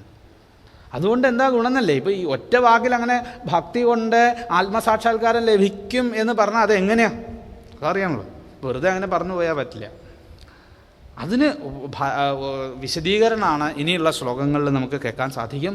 വാസുദേവേ ഭഗവതി ഭക്തിയോഗ പ്രയോജിത ജനയത്യാശു വൈരാഗ്യം ജ്ഞാനം യദഹൈതുകം എന്നാ പറയും. വാസുദേവനായിട്ടുള്ള ഭഗവാനിൽ ഭക്തി ഉണ്ടായാൽ എന്താ ഉണ്ടാവുക? ആശു, വേഗത്തിൽ, വൈരാഗ്യം ജനേതി എന്നാണ്. നമ്മുടെ ഉള്ളിൽ വൈരാഗ്യം ഉണ്ടാവും. വൈരാഗ്യം എന്നുള്ള വാക്കിൻ്റെ അർത്ഥം എന്താ? വിരാഗം, അല്ലേ? രാഗമില്ലാത്ത അവസ്ഥയാണ്. നമ്മൾ വിരോധം എന്നുള്ള അർത്ഥത്തിൽ പലപ്പോഴും വൈരാഗ്യം, അവനോട് നല്ല വൈരാഗ്യമെന്ന് വെച്ചാൽ രാഗമില്ലാത്ത അവസ്ഥ എന്നേ ഉദ്ദേശിക്കുന്നുള്ളൂ. നമ്മൾ വളരെ ദേഷ്യമുണ്ടെന്നുള്ള രീതിയിലൊക്കെ എടുക്കും. ഇവിടെ വൈരാഗ്യം താല്പര്യമില്ലാത്ത അവസ്ഥ, ഒന്നിനോട് രാഗമില്ലാത്തൊരവസ്ഥ. ആ വൈരാഗ്യം ജനിക്കാൻ എന്തുണ്ടായാൽ മതി എന്നാണ് പറഞ്ഞത്? ഭക്തി ഉണ്ടായാൽ മതി എന്നാണ്. കാരണം ഒരു ഭക്തനെ സംബന്ധിച്ചിടത്തോളം അവന് എല്ലാത്തിലും ഭഗവത്പരമായിട്ടുള്ള കാര്യങ്ങളെ ദർശിക്കാനാണ് സാധിക്കുക. ഭഗവത് കഥകൾ കേൾക്കുക, ഭഗവാന്റെ നാമങ്ങൾ ഉച്ചരിക്കുക, അതുപോലെ തന്നെ ഭഗവത്പരങ്ങളായിട്ടുള്ള കാര്യങ്ങൾ ചെയ്യുക. ഇങ്ങനെയൊക്കെ മനസ്സ് ആ ഭഗവത്പരമായ വിഷയങ്ങളിലേക്ക് ലയിക്കുന്ന സമയത്ത് മറ്റ് വിഷയങ്ങളിലുള്ള താല്പര്യം കുറഞ്ഞു വരും. അങ്ങനെയാണ് വൈരാഗ്യം ഉണ്ടാവുക. മറ്റ് വിഷയങ്ങളിലുള്ള നമ്മുടെ മനസ്സ് എപ്പോഴും മറ്റ് വിഷയങ്ങളിലേക്ക് ഓടിപ്പോയിക്കൊണ്ടിരിക്കുന്നത്. ഇതിനെ പിടിച്ചെവിടെയെങ്കിലും ഒരിടത്ത് ഉറപ്പിക്കണം. അതിനു വേണ്ടിയിട്ടാണ് ശരിക്കും പറഞ്ഞാൽ 90 അധ്യായങ്ങളിലായിട്ട് ദശമസ്കന്ധത്തിൽ കൃഷ്ണകഥകളെ പറഞ്ഞിരിക്കുന്നത്. നിങ്ങൾ മനസ്സിനെ ഇവിടെ കൊണ്ടുവന്ന് പിടിച്ചങ്ങോട്ട് കെട്ടു. നിരോധം എന്നൊരു ലക്ഷണവും കൂടി അവിടെ വെച്ചു. എന്തിനെ നിരോധിക്കാനാണ് പറഞ്ഞത്? ചിത്തവൃത്തികളെ നിരോധിക്കൂ. ചിത്തം ഈ മനസ്സാണല്ലോ പല വിഷയങ്ങളിലേക്കും അങ്ങനെ ഓടി പോകുന്നത്. അങ്ങോട്ട് പോകണ്ട, അങ്ങോട്ട് പറഞ്ഞു വിടണ്ടെന്നേ. അതിനെ എന്ത് ചെയ്യുക? ഇവിടെ കൊണ്ടുവന്ന് ഉറപ്പിച്ച് നിർത്തൂ. അതിന് ഭഗവാന്റെ മനോഹരമായിട്ടുള്ള രൂപത്തെയും വർണ്ണിച്ച് ആ ഭഗവാന്റെ ലീലാവതാര കഥകളെയും വർണ്ണിച്ചു. അപ്പോൾ അങ്ങനെയുള്ള കഥകൾ കേട്ട്, ഈ കഥകൾ കേൾക്കുമ്പോഴാട്ടോ ഭക്തി വളരുക. അതും പറയേണ്ട ഭാഗവത്തിൽ ഇനിയുള്ള അധ്യായങ്ങളിൽ നമുക്ക് കേൾക്കാം. ഭക്തിയാ ശ്രുതഗൃഹീതയാ ശ്രുതസംഭൃതയാ ഭക്തിയാ എന്നൊക്കെ പല ഭാഗത്തും കേൾക്കാം. കേട്ട് കേട്ട് കേട്ട് കേട്ട് ഉള്ളിൽ ഭക്തി വളരണം എന്നാണ് പറയുന്നത്. ഭഗവത് കഥകൾ കേൾക്കുന്ന സമയത്ത് ഭഗവാനോടൊരു താല്പര്യം, ആ താല്പര്യം അങ്ങനെ വളർന്ന് നിരന്തരമായിട്ടുള്ള കൃഷ്ണസ്മരണയായിട്ട് മാറി അവിടെ ആ ഭക്തി അങ്ങനെ വളർന്നു വരുന്ന സമയത്ത് വൈരാഗ്യം ഉണ്ടാവും. അതുപോലെ തന്നെ ജ്ഞാനത്തെയും അത് ജനിപ്പിക്കും. വൈരാഗ്യം മാത്രമല്ല ജ്ഞാനവും ഉണ്ടാവും എന്ന് പറയണം. കാരണം ഈ മറ്റു വിഷയങ്ങളിലൊക്കെ മനസ്സ് പോകാതെ ഭഗവാനിൽ തന്നെ ഉറച്ചിരുന്നാൽ ആ നിരന്തരമായിട്ടുള്ള കൃഷ്ണസ്മരണ കൊണ്ട് ഇതൊക്കെ ഈശ്വരമയമായിട്ട് വരും. അല്ലെങ്കിൽ ഇതൊക്കെ ആത്മാവാസ്യമിതം സർവം എന്നൊരു ഭാവത്തിലേക്ക് എത്തിച്ചേരാൻ സാധിക്കും. അത് തന്നെ ആ ഈശ്വരൻ, ആ കൃഷ്ണൻ എന്നുള്ള ഭാവത്തിലേക്ക് എത്തിച്ചേരും എന്നാണ് പറയുന്നത്. ഇങ്ങനൊരു ഭക്തി ഇല്ലെങ്കിലോ, ഇങ്ങനൊരു ഭക്തി ഉണ്ടാവാൻ വേണ്ടി നമ്മൾ ചെയ്യുന്ന പ്രവൃത്തികളൊക്കെ നിഷ്ഫലമായിട്ട് വരും. ഈ ഭക്തിയെ ജനിപ്പിക്കാൻ സാധിക്കുന്നില്ലെങ്കിൽ ബാക്കി നമ്മൾ ചെയ്യുന്ന ധർമാനുഷ്ഠാനങ്ങളുണ്ടല്ലോ, ക്രിയായോഗങ്ങളൊക്കെ, ഇതൊക്കെ വെറുതെയാണെന്നാണ് പറഞ്ഞത്. അതാണ് അടുത്ത ശ്ലോകത്തിൽ പറയണത്. ധർമ്മസ്വനുഷ്ഠിത വിശ്വക്സേനകഥാസുയ നോത്പാദയേദ്യതിരതിം ശ്രമയേവ ഹി കേവലം.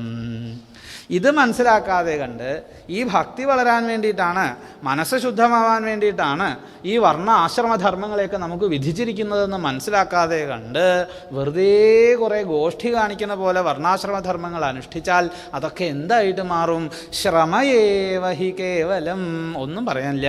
ഇത് വെറുതെ ഒരു അധ്വാനം എന്നുള്ള നിലയ്ക്ക് മാത്രമേ കണക്കാക്കാൻ പറ്റുള്ളൂ. എന്തിനാ ഈ വർണ്ണധർമ്മങ്ങളെ ആശ്രമധർമ്മങ്ങളെയൊക്കെ അനുഷ്ഠിക്കുന്നത്? അല്ലേ? ഇപ്പം സപ്തമസ്കന്ധത്തിൽ നമ്മളിനി കേൾക്കാൻ പോവാം. സദാചാര നിർണയം എന്നും പറഞ്ഞുകൊണ്ടൊരു പ്രകരണം തന്നെ അവിടെ പറഞ്ഞിട്ടുണ്ട്. അതിൽ പറയുന്നത് വർണ്ണ ആശ്രമധർമ്മങ്ങളെയാണ്. ഇത് വേണ്ട പോലെ അനുഷ്ഠിക്കൂ, പ്രഹ്ലാദനെ പോലെ ഭക്തി ഉണ്ടാവും എന്ന് പറഞ്ഞു. അപ്പോൾ ഭക്തി ഉണ്ടാവാൻ വേണ്ടിയിട്ട് ഇത് അനുഷ്ഠിക്കണമെന്ന് മനസ്സിലാക്കണം. അത് മനസ്സിലാക്കിക്കൊണ്ട് വേണം ഇത് പ്രവർത്തിക്കാൻ. ഈ ധർമാനുഷ്ഠാനം കൊണ്ട് ഇത്തരത്തിലുള്ള പരമമായിരിക്കുന്ന ഭക്തി ഉണ്ടാവുന്നില്ലയോ, അത് വെറും അധ്വാനം മാത്രമാണ് എന്ന് മനസ്സിലാക്കണം. ഭഗവത് കഥകളിൽ അതുകൊണ്ട് രതി ഉണ്ടാവുന്നില്ലെങ്കിൽ അതുകൊണ്ട് നമുക്ക് യാതൊരു പ്രയോജനവും ഉണ്ടാവുകയില്ല എന്ന് മനസ്സിലാക്കണം. ഒരു മനുഷ്യൻ തൻ്റെ ജീവിതത്തിൽ പുരുഷാർത്ഥങ്ങളെ സാധിച്ചിരിക്കണം എന്നൊക്കെയാണ് ശാസ്ത്രം പറയുന്നത്. ധർമാർത്ഥകാമ മോക്ഷങ്ങളാകുന്ന പുരുഷാർത്ഥങ്ങളെ സാധിക്കണം. അതിലെ പരമപ്രധാനമായിരിക്കുന്നത് മോക്ഷം എന്ന് പറയുന്നതായ പുരുഷാർത്ഥമാണ് എന്നും പറയുന്നു. പക്ഷെ അതിനു മുമ്പ് 3 ഉണ്ടല്ലോ. നമ്മളൊക്കെ അതിലിങ്ങനെ കുടുങ്ങിക്കിടക്കുക ചെയ്യും. ധർമ്മം, അർത്ഥം, കാമം, അല്ലേ? ഈ 3 പുരുഷാർത്ഥങ്ങൾ ഇതിനെ സാധിക്കാൻ പുറപ്പെടുമ്പോഴും ഒരു വിഷമമുണ്ട്. ഇവിടെ പറയാണ്, ധർമ്മസ്യ ഹ്യാപവർഗ്യസ്യ നാർത്ഥോർത്ഥായോപകൽപ്പതേ നാർത്ഥസ്യ ധർമ്മൈകാന്തസ്യ കാമോ ലാഭായ ഹി സ്മൃത. സാധാരണഗതിക്ക് നമ്മളൊക്കെ പറയാറുണ്ട്, ധർമാനുഷ്ഠാനം കൊണ്ട് ജീവിതത്തിൽ അർത്ഥത്തെ സമ്പാദിക്കാം. സമ്പത്ത് എന്തായാലും ജീവിതത്തിൽ വേണം. സമ്പത്തില്ലാണ്ട് നമുക്ക് മുന്നോട്ട് പോകാൻ പറ്റില്ല. അപ്പം അതുകൊണ്ട് സമ്പത്തൊക്കെ വേണം. പക്ഷേ ഈ സമ്പത്തൊക്കെ എങ്ങനെ നേടിയെടുക്കണം? ധർമാനുഷ്ഠാനം കൊണ്ട് നേടിയെടുക്കണം എന്നാണ് പറയും. ധർമാനുഷ്ഠാനം കൊണ്ട് സമ്പത്ത് നേടിയെടുത്താലോ, സമ്പത്തൊക്കെ ഉണ്ടായാലോ, ആ സമ്പത്ത് കൊണ്ട് എന്ത് ചെയ്യണം? കാമത്തെ സാധിക്കണം എന്ന് പറയും, അല്ലേ? ധാർമ്മികമായിട്ടുള്ള, എല്ലാത്തിനും ഇല്ല, ധാർമ്മികമായിട്ടുള്ള ആഗ്രഹങ്ങളൊക്കെ നേടിയെടുക്കണം എന്ന് പറയും. പക്ഷേ ഇങ്ങനെ ധാർമ്മികമായിട്ടുള്ള ആഗ്രഹങ്ങൾ സാധിക്കാൻ പുറപ്പെട്ടാൽ ഈ ആഗ്രഹങ്ങൾക്കൊന്നും അന്തമില്ലാത്തതാണ്. എങ്ങനെയായാലും ഇതിങ്ങനെ വീണ്ടും വീണ്ടും വീണ്ടും വീണ്ടും മനസ്സിൽ പൊന്തിക്കൊണ്ടേയിരിക്കും. അത് മാത്രമാണോ, വിഷയങ്ങളെ ഓരോ പ്രാവശ്യവും അനുഭവിക്കും തോറും നമ്മുടെ മനസ്സിലും എന്ത് വളർന്നു വരും? വിഷയത്തിലുള്ള ആഗ്രഹം വളർന്നു വരികയുള്ളൂ. ശരിക്കും പറഞ്ഞാൽ ഇതിലൂടെയൊക്കെ വിഷയവൈരാഗ്യം വരും എന്നൊക്കെ പറയുന്നുണ്ടെങ്കിലും ഭഗവാൻ തന്നെ ഉദ്ധവനോട് പറയുന്നത് കേൾക്കാം, ഉദ്ധവ വിഷയാന്ധ്യായതശ്ചിത്തം വിഷയേഷു വിഷജ്യതേ മാമനുസ്മരതശ്ചിത്തം മയ്യേവ പ്രവിലീയത്തെ എന്ന് പറഞ്ഞാൽ, വിഷയങ്ങളുടെ പിന്നാലെ പോയാൽ പിന്നെയും പിന്നെയും പിന്നെയും എന്തു ചെയ്യും? ഈ വാസനാബലം നിമിത്തം അതിൻ്റെ പിന്നാലെ പോകാൻ തോന്നും. അത്ര എളുപ്പമൊന്നുമല്ല. അങ്ങനെ കർമ്മയോഗത്തിലൂടെ മനസ്സിനെ വൈരാഗ്യത്തിലേക്ക് എത്തിക്കാം, നൈഷ്കർമ്മ്യത്തിലേക്ക് എത്തിക്കാം എന്നൊക്കെ വിചാരിച്ചാൽ അത്ര എളുപ്പമുള്ള കാര്യമൊന്നുമല്ല. പറയുമ്പോൾ എളുപ്പമാണ്. ഇതിപ്പോൾ എങ്ങനെ എന്തെല്ലാം കാര്യങ്ങൾ നമ്മൾ പറയണു. ഇതൊക്കെ അനുഭവത്തിലേക്ക് വരുത്തുക എന്ന് പറയുന്നത് വളരെ വിഷമമുള്ള കാര്യമാണ്. ഉദ്ധവ, എളുപ്പമുള്ള വഴിയാണ്. എന്നെ ആലോചിച്ചോളൂ. മാം അനുസ്മരതശ്ചിത്തം മയ്യേവ പ്രവിലീയത. എന്നാൽ ഭഗവാനെ പറ്റി ചിന്തിച്ചിരുന്നാലോ പതുക്കെ തന്നെ മറ്റു വിഷയങ്ങൾ പൊക്കോളൂ. അതുതന്നെയാണ് ഇവിടെ പറയണത്. ധർമ്മസ്യ ഹ്യാപവർഗ്യസ്യ നാർത്ഥോ അർത്ഥായോപകൽപ്പതേ. ധർമ്മസ്യ ആപവർഗ്യസ്യ, അതായത് പ്രധാനമായിട്ടും മോക്ഷത്തെ ഉദ്ദേശിച്ചുകൊണ്ടുള്ളതായ ധർമ്മത്തിൻ്റെ അർത്ഥം അർത്ഥായ എന്ന ഉപകൽപ്പത. ധർമാനുഷ്ഠാനം കൊണ്ട് അർത്ഥം സമ്പാദിക്കണം എന്നതിന് അർത്ഥം എടുത്താൽ പറ്റില്ല എന്നാണ് പറയുന്നത്. സമ്പത്തുണ്ടാക്കുക എന്നുള്ളതല്ല ധർമാനുഷ്ഠാനത്തിൻ്റെ പരമമായ ലക്ഷ്യം, ആണോ? അല്ല. പിന്നെന്താ? ആപവർഗ്യസ്യ, അതാണ് മോക്ഷത്തിന് വേണ്ടിയിട്ടുള്ളതാണ്. പക്ഷേ നമ്മൾ ധരിച്ചു വെച്ചിരിക്കുന്നത് എന്താ? ധാർമ്മികമായിട്ടുള്ള ജീവിതത്തിലൂടെ വേണം സമ്പത്ത് സമ്പാദിക്കാൻ. സാമാന്യനെ പറഞ്ഞു പോകുമ്പോൾ നമ്മൾ അങ്ങനെ പറഞ്ഞു പോവുക. അതല്ല ആത്യന്തികമായ ലക്ഷ്യം എന്ന് പറയണം. അതുപോലെ തന്നെ ധർമ്മൈകാന്തസ്യ ഹി അർത്ഥസ്യ ലാഭായ കാമസ്മൃത. ഈ അർത്ഥം എന്തിനു വേണ്ടിയിട്ടുള്ള? ധർമാനുഷ്ഠാനത്തിന് വേണ്ടി മാത്രമുള്ളതാണ്. അത് കാമം ജയിക്കാൻ വേണ്ടിയിട്ടുള്ളതല്ല, കാമമാകുന്ന പുരുഷാർത്ഥത്തെ സാധിക്കാനുള്ളതല്ല. നമ്മളങ്ങനെ ധരിച്ചു വശായിരിക്കുന്നു എന്ന് മാത്രം. അപ്പോൾ അതിനുശേഷം വീണ്ടും പറയണു, ഈ കാമം കൊണ്ട് ഇന്ദ്രിയ സംതൃപ്തി അല്ല ഫലം. കാമമാകുന്ന പുരുഷാർത്ഥം കൊണ്ട് ഇന്ദ്രിയങ്ങളെ തൃപ്തിപ്പെടുത്തുക എന്നുള്ളതല്ല നമ്മുടെ പരമമായ ലക്ഷ്യം എന്ന് മനസ്സിലാക്കണം.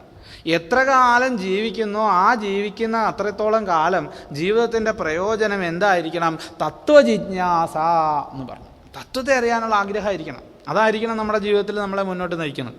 തത്വജിജ്ഞാസ. ഞാൻ ആരാണ് എന്നുള്ളത് അറിയാനുള്ളൊരു ആകാംക്ഷ ഉണ്ടല്ലോ, അല്ലേ? അങ്ങനൊന്ന് ചിന്തിക്കാൻ നമുക്ക് തോന്നണ്ടേ? അതാണ് ഇപ്പോൾ ഏറ്റവും വലിയ വിഷമം. എന്തോ ഭാഗ്യം കൊണ്ട് നമുക്കൊക്കെ അങ്ങനെ തോന്നിയത് കൊണ്ട് നമ്മളൊക്കെ ഇവിടെ വന്നിരിക്കണം, അല്ലേ? സാമാന്യനെ അതിനു പോലും സാധിക്കാറില്ല. സത്സംഗം കൊണ്ട് മാത്രമേ അങ്ങനെ സാധിക്കുള്ളൂ. അപ്പോൾ നമ്മുടെ ഉള്ളിൽ നമ്മളെപ്പോഴും മുന്നോട്ട് നയിക്കുന്ന ചിന്ത എന്തായിരിക്കണം? ജീവസ്യ തത്വജിജ്ഞാസ എന്നാണ് പറയുന്നത്. തത്വജിജ്ഞാസയാണ്. ഇതിൻ്റെ സത്യം എന്താണെന്നുള്ളത് അറിയാനുള്ള ഒരു ആകാംക്ഷ. ആ ആകാംക്ഷയായിരിക്കണം നമ്മളെ മുന്നോട്ട് കൊണ്ടുപോകേണ്ടത്. ജീവിക്കുന്നതിൻ്റെ പ്രയോജനം അത് തന്നെയാണ്. അല്ലാതെ മറ്റു വിഷയങ്ങളിലൊക്കെ അങ്ങനെ മുഴുകി ജീവിക്കുകയാണെങ്കിൽ അതേപോലെ ജീവിക്കുന്ന ഏതെല്ലാം ജീവജാലങ്ങളെ ഈ പ്രപഞ്ചത്തിൽ നമുക്ക് കാണാൻ സാധിക്കും? തരവോഭിഹി ജീവന്തി പശുപക്ഷിണ സ ജീവതി മനോയസ്യ മനനേനൈവ ജീവതി എന്നാണ് പറയുന്നത്. ഇവിടെ വൃക്ഷങ്ങൾ ജീവിക്കുന്നുണ്ട്, പക്ഷികൾ ജീവിക്കുന്നുണ്ട്, അനവധി ജീവജാലങ്ങൾ അങ്ങനെ ജീവിക്കുന്നുണ്ട്. ഉണ്ണുക, ഉറങ്ങുക, മൈഥുനത്തിൽ ഏർപ്പെടുക, ഇങ്ങനെ തുടങ്ങിയിട്ടുള്ളതായ വിഷയങ്ങളിലൂടെ പോകുന്നതാണ് എല്ലാ ജീവജാലങ്ങളും. അതിൽ നിന്ന് എന്ത് പ്രത്യേകതയാണ് മനുഷ്യജന്മത്തിനുണ്ടാവുന്നത്? മനുഷ്യജന്മം ഈ തത്വജിജ്ഞാസയോടുകൂടി ജീവിക്കുമ്പോഴാണ് ഈശ്വരനെ അറിയണം എന്നുള്ള, അല്ലെങ്കിൽ ആത്മസാക്ഷാത്കാരം നേടിയെടുക്കണം എന്നുള്ള ആ ഒരു ഇച്ഛയോടുകൂടി ജീവിക്കുമ്പോഴാണ് സാർത്ഥകമായി തീരുന്നത് എന്നിവിടെ പറയാം. അപ്പോൾ ജീവസ്യ തത്വജിജ്ഞാസ, അത് ഈ കർമാനുഷ്ഠാനം കൊണ്ടും അത് തന്നെ ഉണ്ടാവേണ്ടത്. കർമാനുഷ്ഠാനം കൊണ്ടും ഈ ലോകത്തിൽ ഉദ്ദേശിക്കപ്പെടുന്നത് ഇവിടെ സുഖമായിട്ട് ജീവിക്കാൻ പറ്റണം എന്നുള്ളതല്ല. അപ്പം ഭാഗവത്തിൽ തന്നെ ആചാര്യന്മാർ പല പക്ഷമുണ്ട്, പല അഭിപ്രായം പറയാറുണ്ട്. സ്വർഗായ ലോകായ എന്നുള്ള ഒരു പദമുണ്ട്. സത്രം സ്വർഗായ ലോകായ സഹസ്രസമമാസത എന്ന് ആദ്യത്തെ അധ്യായത്തിലല്ലേ നമ്മളത് കേട്ടത് അല്ലേ? നിമിഷക്ഷേത്രേ ഋഷേശൗനഗാദയ സത്രം സ്വർഗായ ലോകായ സഹസ്രസമമാസത എന്ന് പറഞ്ഞു. സ്വർഗലോകത്തെ ആകാംക്ഷിച്ചുകൊണ്ട്, അങ്ങനെയാണ് ഇപ്പോൾ വേദങ്ങൾ പറയുന്നത്. സ്വർഗകാമോ യജേത എന്ന് ശ്രുതികൾ പറയുന്നു. സ്വർഗത്തെ ആഗ്രഹിച്ചുകൊണ്ട് പൂജ ചെയ്യും. സ്വർഗായ ലോകായ വെച്ചാൽ ഈ പറയുന്ന ഇന്ദ്രലോകം, ആ സ്വർഗം ഉണ്ടല്ലോ, അതല്ല എന്നാണ് പറയണത്. അങ്ങനെ വിചാരിക്കണ്ട. ഇവിടെ പറഞ്ഞില്ലേ, തത്വജിജ്ഞാസയോടുകൂടി ജീവിച്ചാൽ സ്വർഗായനായിട്ടുള്ള ഭഗവാന്റെ ലോകത്തിലേക്ക് എത്തും. സ്വർഗലോകത്ത് പോലും പാടിപ്പുകഴ്ത്തപ്പെടുന്നവനായിട്ടുള്ള ഭഗവാന്റെ ലോകത്തിന് വേണ്ടിയിട്ട് ആഗ്രഹിച്ചും കൊണ്ടാണ് ഇവർ സത്രം നടത്തിയത് എന്നാണ് പറയുന്നത്. നോക്കുക, തത്വജിജ്ഞാസയുടെ ആഴം മനസ്സിലാക്കാം. സ്വർഗായ ലോകായ, സ്വർഗായനായിരിക്കുന്ന ആ ഭഗവാന്റെ ലോകത്തെ ആഗ്രഹിച്ചും കൊണ്ട് അവരവിടെ സത്രം നടത്തിയതാണ്. അപ്പോൾ ആ മഹർഷിമാർ പോലും ആ തത്വജിജ്ഞാസയോടു കൂടിയാണ് ഭഗവാനെ അറിയണം എന്നുള്ള ആ ഒരു ഭാവത്തോടുകൂടിയാണ്, ആഗ്രഹത്തോടു കൂടിയിട്ടാണ് അവിടെ വർത്തിക്കുന്നത് എന്ന് പറയുകയാണ്. അപ്പോൾ ഇനി ആ തത്വം എന്താ? ഇപ്പോൾ തത്വജിജ്ഞാസയോടുകൂടി ജീവിക്കണം എന്ന് പറഞ്ഞു. ആ തത്വം എന്താണെന്ന് മനസ്സിലാക്കണ്ടേ? തത്വവിദ, തത്വത്തെ അറിയുന്നവരെന്ത് പറയണു?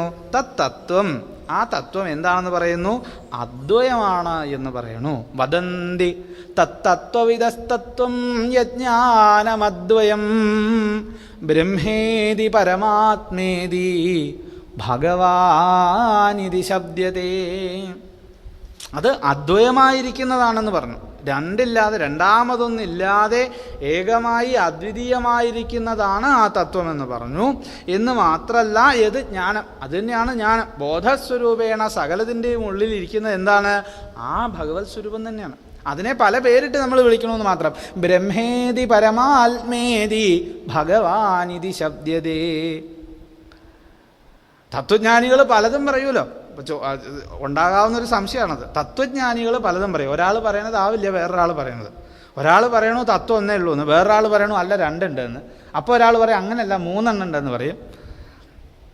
ഇതന്നെ ഉദ്ധവൻ്റെ ഒരു ചോദ്യമായിട്ട് നമുക്ക് ഏകാദശസ്കന്ധത്തിൽ കേൾക്കാം അല്ലേ? അനവധി തത്വങ്ങളുണ്ടല്ലോ ഭഗവാനെ, അപ്പോൾ ഇതിൽ ഏതാ സത്യം? ഇത് തത്വം ഒന്നേ ഉള്ളൂ എന്ന് അവിടെ പറയുന്നു. ഏത് ജ്ഞാനം? ആ ബോധസ്വരൂപേണ ഇരിക്കുന്ന, ഏകമായിരിക്കുന്ന, അദ്വയമായിരിക്കുന്ന സത്യം.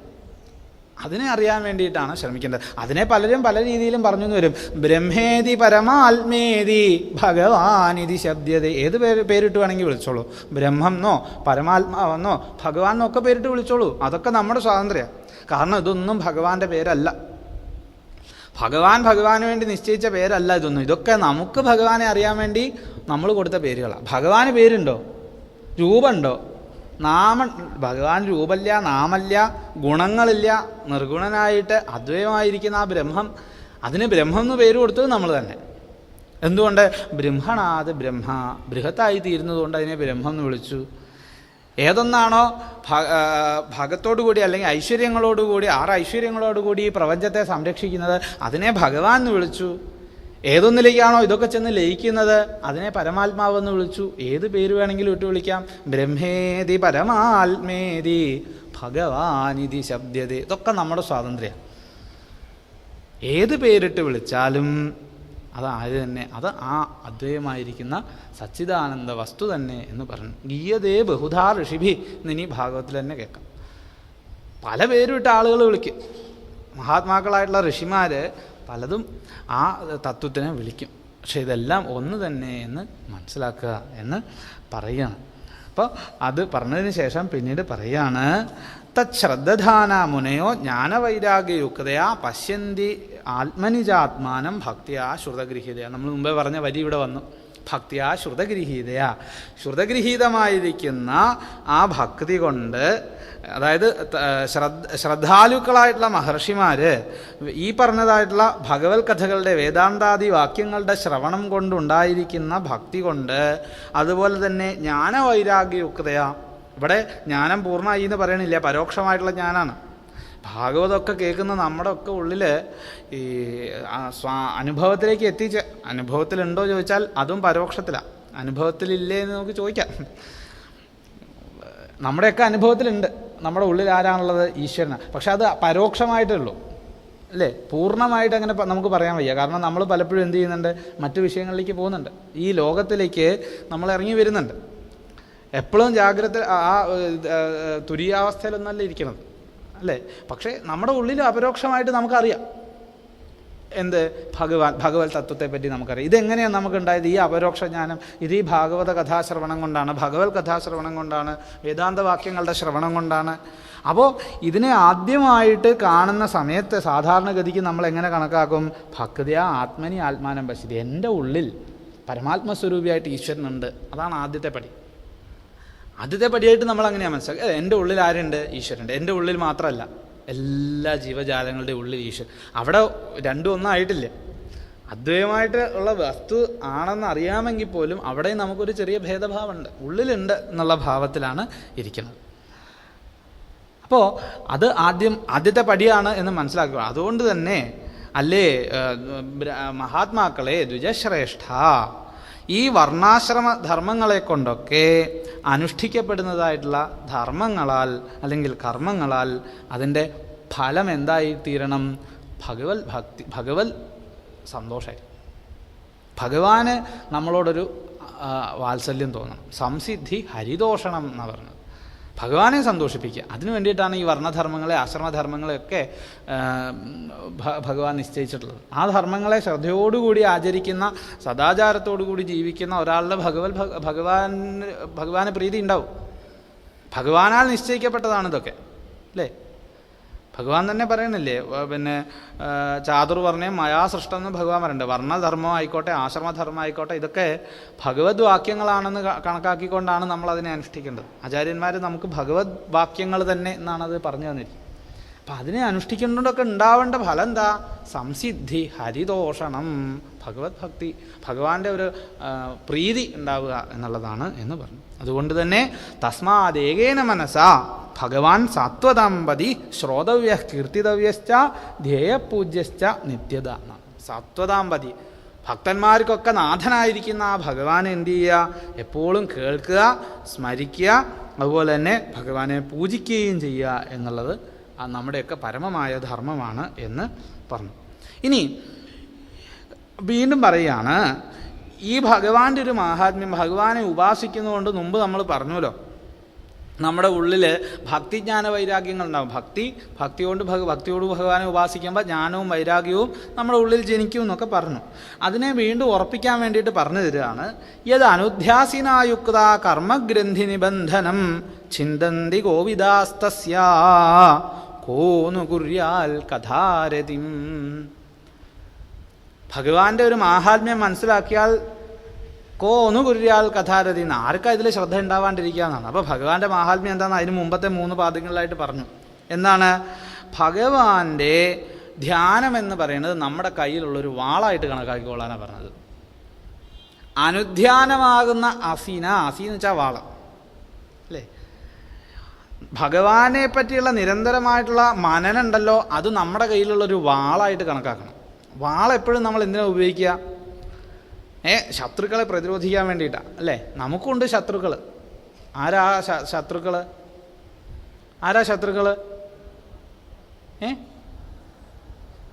നമ്മുടെ ശത്രുക്കൾ ആരാ?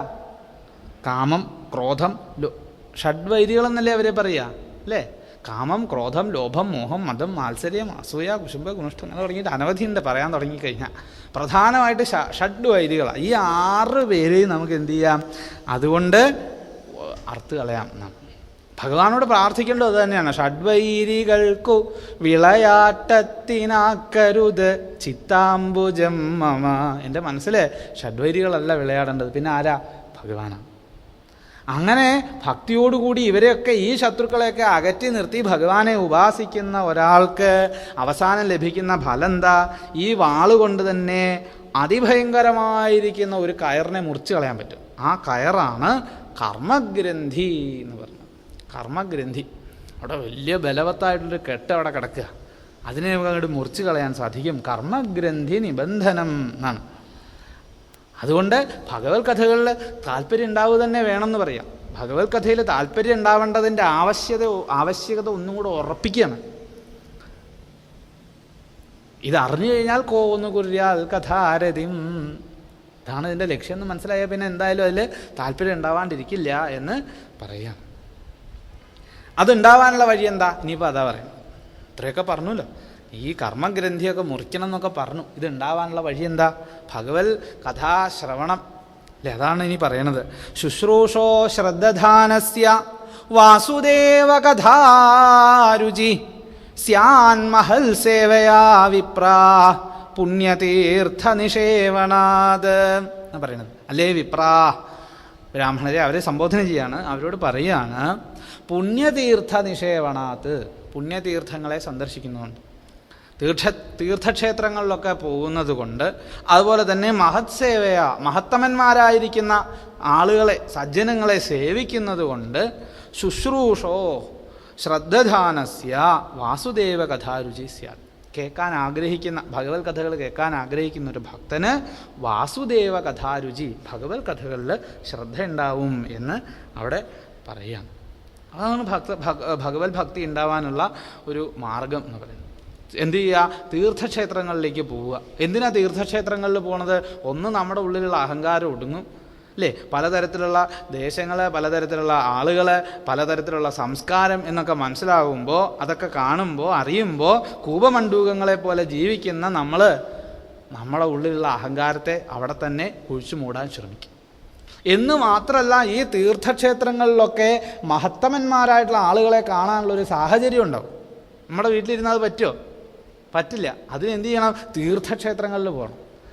കാരണം അനവധി മഹാത്മാക്കൾ ആ തീർത്ഥക്ഷേത്രങ്ങളിലൂടെ അങ്ങനെ സഞ്ചരിക്കുന്നുണ്ടാവും. അവരെന്തിനാ സഞ്ചരിക്കുന്നത്? ഈ തീർത്ഥക്ഷേത്രങ്ങളെ പോലും ശുദ്ധീകരിക്കുന്നവരവർ അല്ലേ? ഭാഗവത്തിൽ കേൾക്കണില്ലേ? നഹ്യമ്മയാനി തീർത്ഥാനി ന ദേവ മൃച്ഛിലാമയ തേ പുനന്തിരുകാലേന ദർശനാദേവ സാധവ. അങ്ങനെ പുണ്യതീർത്ഥങ്ങളെപ്പോലും ശുദ്ധീകരിക്കുന്നവരായിട്ടുള്ള മഹാത്മാക്കളെ നമുക്ക് എവിടെ കാണാൻ സാധിക്കും? ആ തീർത്ഥക്ഷേത്രങ്ങളിൽ വെച്ച് കണ്ടുമുട്ടാൻ സാധിക്കും. അവരുടെ ഭഗവത് കഥ പ്രവചനത്തിലൊക്കെ പോയിരുന്ന് കഴിഞ്ഞാൽ ആ കഥകൾ കേൾക്കും തോറും ഉള്ളിൽ എന്തുണ്ടാവും? ഭക്തി ഉണ്ടാവും. ആ സത്തമന്മാരായിട്ടുള്ള ആളുകളെ സേവിക്കുന്നത് കൊണ്ട് ഉള്ളിൽ ഭക്തി ഉണ്ടാവും. ഇതല്ലാണ്ട് വേറൊരു വഴിയില്ല. അതും പറയാം കേട്ടോ, പറയണ്ട. ഇതല്ലാതെ വേറെ ഭഗവത് ഭക്തി ഭരതയോഗീശ്വരൻ പറയണില്ലേ, ചോദിക്കണില്ലേ, വിനാ മഹൽപാദ രജോഭിഷേകം എങ്ങനെ ഭക്തി ഉണ്ടാവും എന്ന് വിചാരിച്ചിട്ടാ? മഹത്തമന്മാരായിട്ടുള്ള ആളുകളെ ആശ്രയിച്ച് അവരുടെ പാദത്തിൽ നമസ്കരിക്കുക, അവരുടെ പാദത്തിൽ പറ്റിപ്പിടിച്ചിരിക്കുന്ന ആ പൊടി നമ്മുടെ ശിരസിൽ വീഴാനുള്ളൊരു ഭാഗ്യം ഉണ്ടാവട്ടെ. അങ്ങനെയാണെങ്കിൽ ഭക്തി ഉണ്ടാവും എന്നാണ് പറയുന്നത്. അതല്ലാതെ എങ്ങനെ ഭക്തി ഉണ്ടാവാനാണ് എന്നാ ചോദിക്കുന്നത്. അപ്പോൾ ആ സജ്ജന സംഘത്തിൻ്റെ മഹാത്മ്യം, തീർത്ഥക്ഷേത്രങ്ങളിലേക്ക് സഞ്ചരിക്കുക, സജ്ജനങ്ങളെ കണ്ടുമുട്ടുക, അവരുടെ അനുഗ്രഹം കൊണ്ട് ഭക്തി ഉണ്ടാവും എന്ന് പറഞ്ഞു. ആ ഭക്തി കൊണ്ട് എന്താ ഉണ്ടാവുക? ശൃണ്വതാം സ്വകഥാം കൃഷ്ണ പുണ്യശ്രവണ കീർത്തന ഹൃദ്യന്തസ്ഥോ ഹ്യഭദ്രാണി വിധുനോദി സുഹൃത്സതാം. സജ്ജനങ്ങളുടെ സുഹൃത്തായിരിക്കുന്ന ഭഗവാൻ, അതുപോലെ തന്നെ പുണ്യശ്രവണ കീർത്തന, കേൾക്കുന്ന മാത്രയിൽ പുണ്യം വളർത്തുന്നതായിട്ടുള്ള കീർത്തനത്തോടു കൂടിയവൻ അല്ലെങ്കിൽ പേരുകളോട് കൂടിയവനുമായിട്ടുള്ള ആ ഭഗവാൻ തൻ്റെ കഥയെ കേൾക്കുന്നവരുടെ അന്തസ്ഥനാണ്, ഉള്ളിലിരിക്കുന്നവനാണെങ്കിൽ പോലും അവിടെ ഇരുന്നു കൊണ്ട് ഹൃദയത്തിൻ്റെ ഉള്ളിലുള്ളതായ അഭദ്രാണി വിധുനോദി, അഭദ്രങ്ങളെയൊക്കെ ഇല്ലായ്മ ചെയ്യും എന്നാണ് പറയുന്നത്. ഏതുപോലെ ചോദിച്ചു കഴിഞ്ഞാൽ ഈ വിറകിലുള്ള അഗ്നി പോലെ എന്ന് വേണമെങ്കിൽ നമുക്ക് പറയാം. വിറകിലുള്ള അഗ്നി വിറകിൻ്റെ ഉള്ളിലുണ്ട് അല്ലേ? എല്ലാ പഞ്ചഭൂതങ്ങളുടെ സമ്മിശ്രമായിട്ടാണല്ലോ ഈ പ്രപഞ്ചത്തിലെ എല്ലാ വസ്തുക്കളും കാണപ്പെടുക. മിക്കവാറും എല്ലാ വസ്തുക്കളും പുറമേക്ക് കാണുന്ന സമയത്ത് നമ്മൾ ഇങ്ങനെയാണെന്ന് തോന്നുമെങ്കിലും, ഇപ്പം ജലം എടുത്തു കഴിഞ്ഞാൽ വെള്ളം എന്ന് നമ്മൾ പറയുമെങ്കിലും അതിൻ്റെ ഉള്ളിൽ വായുവിൻ്റെ അംശമുണ്ട് ഇല്ലേ? H2O അല്ലേ വെള്ളം എന്ന് പറയുന്നത് അല്ലേ? അതിൻ്റെ ഉള്ളിൽ വായുവിൻ്റെ അംശമില്ലേ? അഗ്നിയില്ലേ, ഓരോ നമ്മുടെ ശരീരത്തിൻ്റെ ഉള്ളിൽ അഗ്നിയില്ലേ, ഉണ്ട് എന്ന് പറയണ പോലെ ഏതെടുത്തു നോക്കിയാൽ അതിലൊക്കെ ഈ പഞ്ചഭൂതങ്ങളുടെ സാന്നിധ്യം അദൃശ്യമായിട്ടെങ്കിലും ഉണ്ട്. അപ്പോൾ വിറകിൻ്റെ ഉള്ളിൽ ഇരിക്കുന്നതായിട്ടുള്ള അഗ്നി വിറകിനെ ദഹിപ്പിക്കുമോ? ഇല്ല. പക്ഷെ അത് ദഹിപ്പിക്കണമെങ്കിൽ അതെന്ത് ചെയ്യണം? ജ്വലിക്കണം അല്ലേ? അതിൻ്റെ മഥനം കൊണ്ട് അത് ജ്വലിക്കും. അരണിക്കോല് കടയുന്ന സമയത്ത് ആ മഥനം കൊണ്ട് അവിടെ ഉണ്ടാകുന്ന ഘർഷണം കൊണ്ട് ആ അഗ്നി അവിടെ എന്ത് ചെയ്യും? പതുക്കെ ജ്വലിക്കും. ജ്വലിച്ചു കഴിഞ്ഞാലോ ഇതേപോലെ ഭഗവാൻ ഉള്ളിലുണ്ട്. പക്ഷെ അതിങ്ങനെ ജ്വലിപ്പിക്കണം. അങ്ങനെ ജ്വലിപ്പിച്ചു കഴിഞ്ഞാൽ നമ്മളെ തന്നെ അതിലങ്ങോട്ട് നശിപ്പിച്ചു കളയും. അവിടെ കഴിഞ്ഞു നമ്മുടെ ആ ഒരു ഞാനെന്നുള്ള ആ ഒരു ഭാവം അല്ലേ? അതായത് നമ്മുടെ ഈ ഹൃദയഗ്രന്ഥി എന്ന് പറയുന്നത്, ആ ഹൃദയഗ്രന്ഥി അവിടെ പൊട്ടുകയും. അതിനി പറയണത് അതുകൊണ്ട് ഇനി അടുത്തതിൽ പറയും, ആ വരുന്ന ശ്ലോകങ്ങളിൽ പറയുന്നത്. അപ്പോൾ അവിടെ ആ അഗ്നിയെ ജ്വലിപ്പിക്കുന്നത് പോലെ കൃഷ്ണകഥകളെ കേട്ട് അല്ലെങ്കിൽ ഭക്തന്മാരായിട്ടുള്ള ആളുകളുടെ ആ ഒരു പാദസേവ കൊണ്ട് നമ്മുടെ ഉള്ളിൽ ഭക്തിയെ വളർത്തിക്കൊള്ളണം എന്ന് പറഞ്ഞു. എന്നിട്ട് പറയുകയാണ്, നഷ്ടപ്രായേഷു അഭദ്രേഷു നിത്യം ഭാഗവത സേവയാ ഭഗവത്യുത്തമ ശ്ലോകേ ഭക്തിർഭവതി നൈഷ്ഠികി എന്ന് പറയും. ഈ ഭഗവത് ഭക്തന്മാരുടെ സേവ കൊണ്ട്, സജ്ജനങ്ങളുടെ ആ സേവ കൊണ്ട് നമ്മുടെ ഉള്ളിലുള്ളതായ ആ അഭദ്രങ്ങളുണ്ടല്ലോ, ആ ദോഷങ്ങളൊക്കെ ഇല്ലാതാവുന്ന സമയത്ത് ഭഗവാനിൽ അചഞ്ചലമായിട്ടുള്ള ഭക്തി ഉണ്ടാവും. ഭക്തി ഉണ്ടായിക്കഴിഞ്ഞാലോ, ഭക്തി ഉണ്ടായിക്കഴിഞ്ഞാൽ ഈ രജസ്തമോ ഭാവങ്ങളൊക്കെ ഉള്ളുന്നു പോകും. എന്നിട്ടോ സത്വത്തിൽ സ്ഥിരമായിട്ട് നിൽക്കും മനസ്സ്. സത്വഗുണത്തിൽ അങ്ങനെ നിൽക്കും. പോകാൻ എളുപ്പമാണ്. സത്വഗുണത്തിൽ പോയോ മനസ്സുറച്ചെന്ന് പറഞ്ഞാലും വിഷയങ്ങളിലേക്ക് നമ്മളെ തിരിക്കുന്ന ഏതെങ്കിലും ഒരു കാഴ്ച കണ്ടാൽ മതി നമ്മുടെ ഉള്ളിൽ ഈ രജോ ഗുണവും തമോ ഗുണവും പ്രവർത്തിച്ചു തുടങ്ങാം. അപ്പോൾ നിരന്തരമായിട്ട് എന്ത് ചെയ്യുക? അതിൽ തന്നെ ഉറച്ചു നിൽക്കാൻ ശ്രമിക്കുകയും വേണം. അപ്പോൾ മനസ്സിനെ സത്വത്തിൽ ഉറപ്പിച്ച് നിർത്താൻ നിരന്തരമായിട്ട് എന്ത് ചെയ്യണം? ഭഗവത് കഥകൾ കേട്ടുകൊണ്ടേ ഇരിക്കുകയും വേണം എന്ന് പറഞ്ഞു. ഇങ്ങനെ ഏവം പ്രസന്ന മനസ്സോ ഭഗവത് ഭക്തിയോഗത ഭഗവത് തത്വവിജ്ഞാനം മുക്തസംഗസ്യ ജായതേ ഭിദ്യതേ ഹൃദയഗ്രന്ഥി ഛിദ്യന്തേ സർവസംശയാ ക്ഷീയന്തേ ജാസ്യ കർമാണി ദൃഷ്ടയേവാത്മനീശ്വരേ. ഈ വിധത്തിലുള്ള ഭഗവാനുള്ള അചഞ്ചലമായ ഭക്തി കൊണ്ട് എന്താ ഫലം എന്നല്ലേ? മനസ്സ് പ്രസന്നമായിത്തീരും എന്നല്ല, നിസ്സംഗനായിത്തീരും. അങ്ങനെ മുക്തസംഗനായിത്തീർന്ന നിസ്സംഗനായിട്ടുള്ള ആളുകൾക്ക് എന്തുണ്ടാവും? ഉള്ളിൽ ഈ ഭഗവത് തത്വവിജ്ഞാനം, നമ്മൾ ആദ്യം പറഞ്ഞു തുടങ്ങിയ അവിടുന്ന് ഭഗവത് തത്വവിജ്ഞാനം ഉള്ളിൽ പ്രകാശിക്കും. അതോടുകൂടി ഭിദ്യതേ ഹൃദയഗ്രന്ഥി, നമ്മുടെ ഉള്ളിലുള്ള ഒരു കെട്ടാണത് ഹൃദയഗ്രന്ഥി. അതായത് ഏത് പ്രവൃത്തി ചെയ്യുമ്പോഴും ഇതിൻ്റെയൊക്കെ കർത്താവ് ഞാനാണ്, ഭോക്താവ് ഞാനാണ്, ഞാൻ ഉണ്ണുന്നു, ഞാൻ ഉറങ്ങുന്നു, ഞാൻ ചെയ്യുന്നു, ഞാൻ അത് ചെയ്തു, ഞാൻ ഇത് ചെയ്തു, ഇതിൻ്റെ ഫലം ഞാൻ അനുഭവിക്കുന്നു, സുഖിക്കുന്നത് ഞാനാണ്, ദുഃഖിക്കുന്നത് ഞാനാണ്, ഇങ്ങനെ തുടങ്ങിയിട്ടുള്ള ശരീരാഭിമാനബദ്ധിയായിട്ടുള്ള ജീവൻ ഉണ്ടാവുന്ന ആ ഒരു കെട്ടാണ് ഹൃദയഗ്രന്ഥി.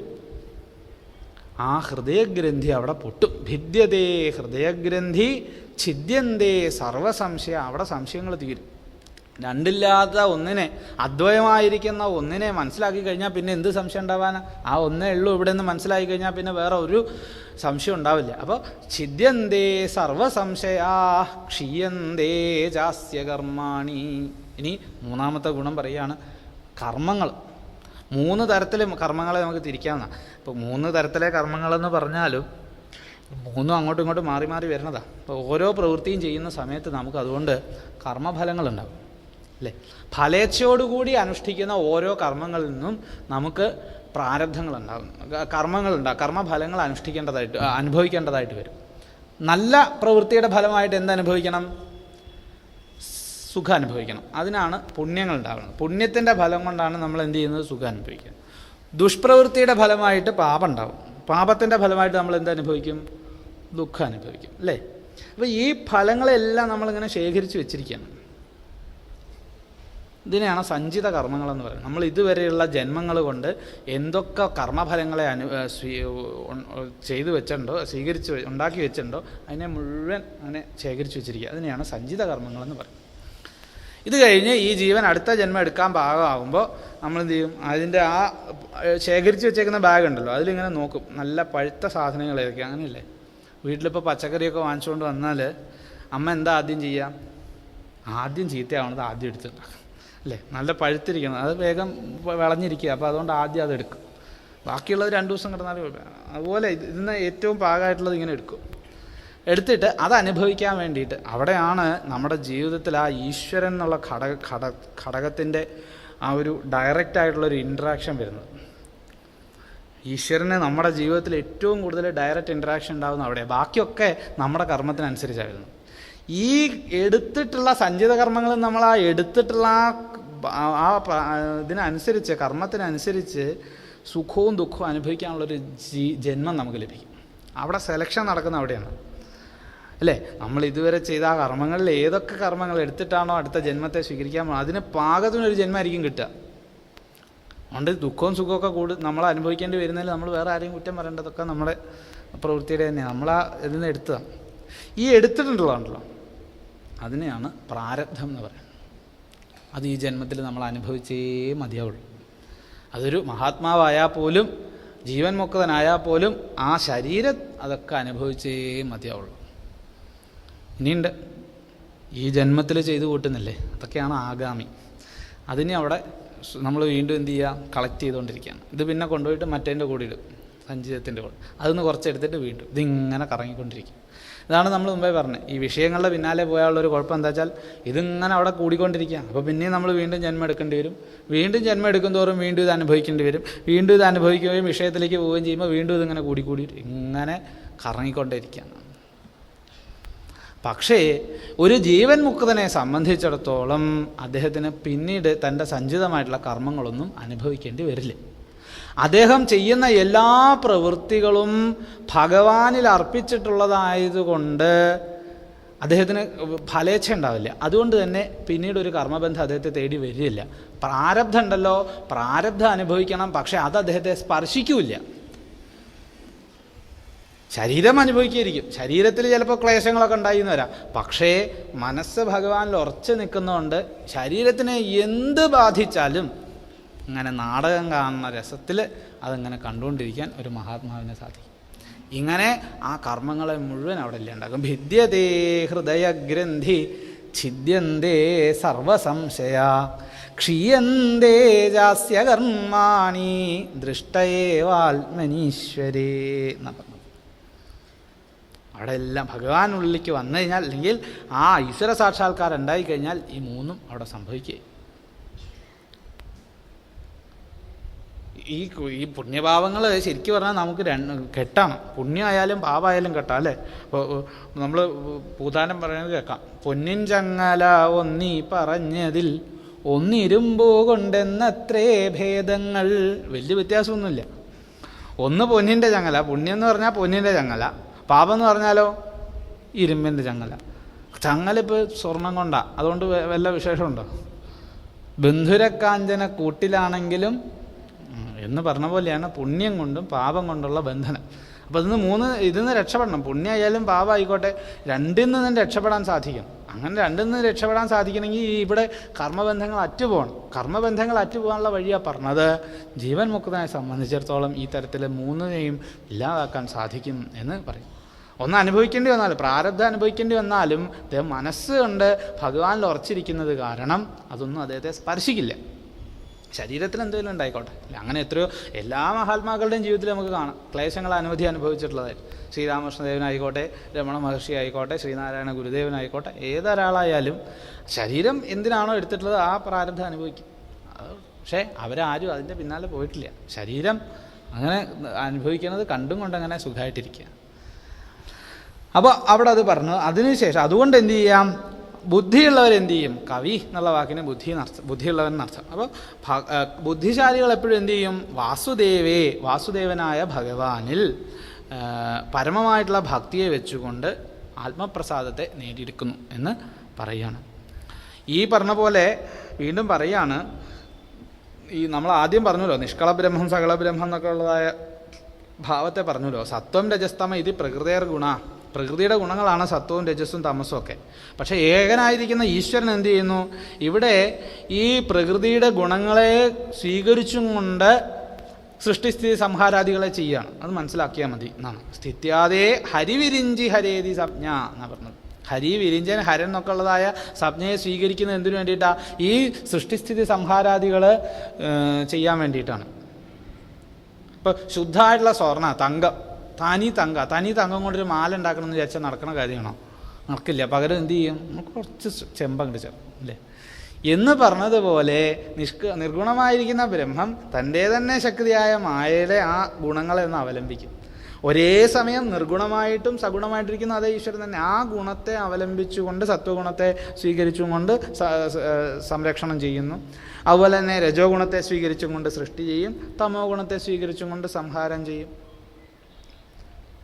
അപ്പോൾ ഇത് മൂന്നും ആ ഭഗവാന്റെ തന്നെ ശക്തിയുടെ ഗുണങ്ങളാണ്. ഒരേ സമയത്തിനെ സ്വീകരിച്ചും സ്വീകരിക്കാതെയും ഇരിക്കുന്നത് ഭഗവാൻ തന്നെയാണ്, മനസ്സിലാക്കിയാൽ മതി.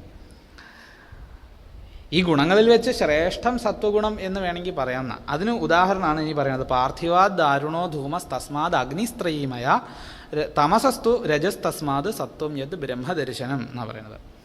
ഈ പൃഥ്വിയുടെ ഭൂമിയുടെ വികാരമായിട്ടുള്ളതാണല്ലോ ശരിക്കും പറഞ്ഞാൽ ഈ വിറക് എന്ന് പറയുന്നത്, അല്ലേ? വിറക് അങ്ങനെ തന്നെ ഇരിക്കുന്ന സമയത്ത് പ്രത്യേകിച്ച് ഒരു വികാരവും പറയാനില്ല. അല്ലെങ്കിൽ വേറൊരാളും അത് കണ്ട് വിറക് അങ്ങനെ കിടക്കണേ കണ്ടിട്ട് ഒന്നിനും ഉത്സാഹിക്കാറുമില്ല. ഈ വിറക് അല്ലെങ്കിൽ ഈ അരണിക്കോൽ എന്ന് വിചാരിക്കുക. ഈ അരണിക്കോൽ അങ്ങനെ കടഞ്ഞു തുടങ്ങുന്ന സമയത്ത് അതിന് പുക കാണും. പുക കാണുമ്പോൾ ഒരു ഉത്സാഹമൊക്കെ വരും. അപ്പോൾ യാഗം ചെയ്യാൻ തുടങ്ങുകയാണെന്ന് വിചാരിച്ചോളൂ, അരണിക്കോൽ അവിടെ ഇരിക്കുക. അരണിക്കോൽ വെറുതെ ഒരു സ്ഥലത്തിരിക്കുന്നത് കണ്ട് ആർക്കെങ്കിലും എന്തെങ്കിലും തോന്നും? ഒന്നും തോന്നില്ല. അതങ്ങനെ കടയാൻ തുടങ്ങി അതിന്ന് പുക വരുമ്പോഴത്തേക്കും കുറച്ചൊരു ഉത്സാഹമായി, ഇല്ലേ? കുറച്ചൊരു ഉത്സാഹമായി. അതുപോലെ തന്നെ അത് വീണ്ടും കടഞ്ഞ് അഗ്നി ആയി കഴിഞ്ഞാലോ പിന്നെ യാഗം ആരംഭിക്കുക എന്ന് പറഞ്ഞതുപോലെ തന്നെയാണ് ഈ സത്വഗുണത്തിൻ്റെയും രജോ ഗുണത്തിൻ്റെയും തമോ ഗുണത്തിൻ്റെയും. തമോ ഗുണം ആവുന്ന സമയത്ത് നോക്കൂ, തമോ ഗുണം പ്രത്യേകിച്ച് നമുക്കൊരു മാറ്റം ഉണ്ടാക്കുന്നില്ല. രജോ ഗുണം ആവുന്ന സമയത്ത് കുറച്ചും കൂടിയൊക്കെ ആ ഭഗവാനിൽ അങ്ങനെ ചേർന്ന് നിൽക്കാൻ ശ്രമിക്കും. സത്വഗുണം ആയിക്കഴിഞ്ഞാലാണ് ആ മനസ്സ് ഭഗവാനിൽ അങ്ങനെ ചെന്ന് ഉറപ്പിക്കുക. അപ്പോൾ ഒന്നിനേക്കാൾ കുറച്ച്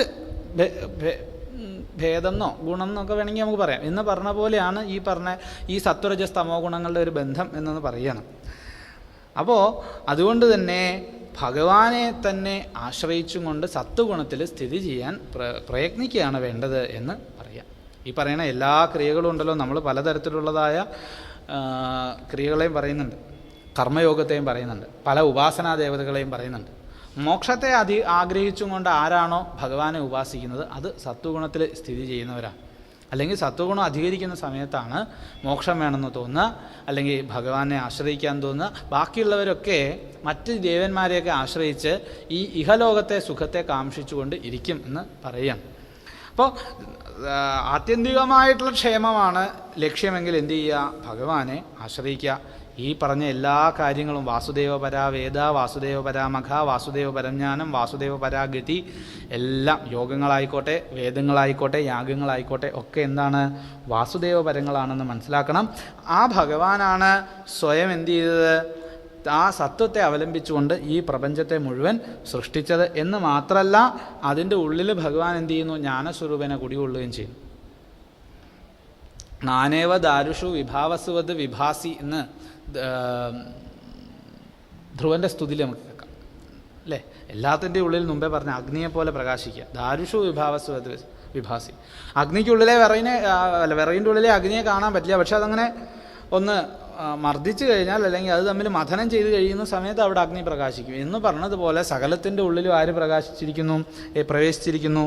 ഭഗവാൻ പ്രവേശിച്ചിരിക്കുന്നു. അന്തഃപ്രവിഷ്ട ആഭാതി, അവിടെ അങ്ങനെ പ്രകാശിച്ച് നിൽക്കുക. ഏത് സ്വരൂപേണ? ബോധസ്വരൂപേണ, ജ്ഞാനസ്വരൂപേണ ഉള്ളിലുണ്ട്. എല്ലാത്തിൻ്റെയും ഉള്ളിൽ ഭഗവാനുണ്ട്. എല്ലാ ഭൂതങ്ങളുടെ ഉള്ളിലും ഭഗവാനുണ്ട് എന്നാണ് പറയണത്. അത് തന്നെ ഇവിടെയും പറയണത് യഥാഹി അവഹിതോ വന്നി ദാരുഷ്വേക സ്വയോനിഷു നാനേവ ഭാതി വിശ്വാത്മാ ഭൂതേഷു ച തഥാപമാൻ. മുമ്പ് പറഞ്ഞ അർത്ഥം തന്നെയാണ്. വിറകിൻ്റെ ഉള്ളിലെ അഗ്നിയെ പോലെ എല്ലായിടത്തും ഭഗവാൻ കുടികൊള്ളുന്നു.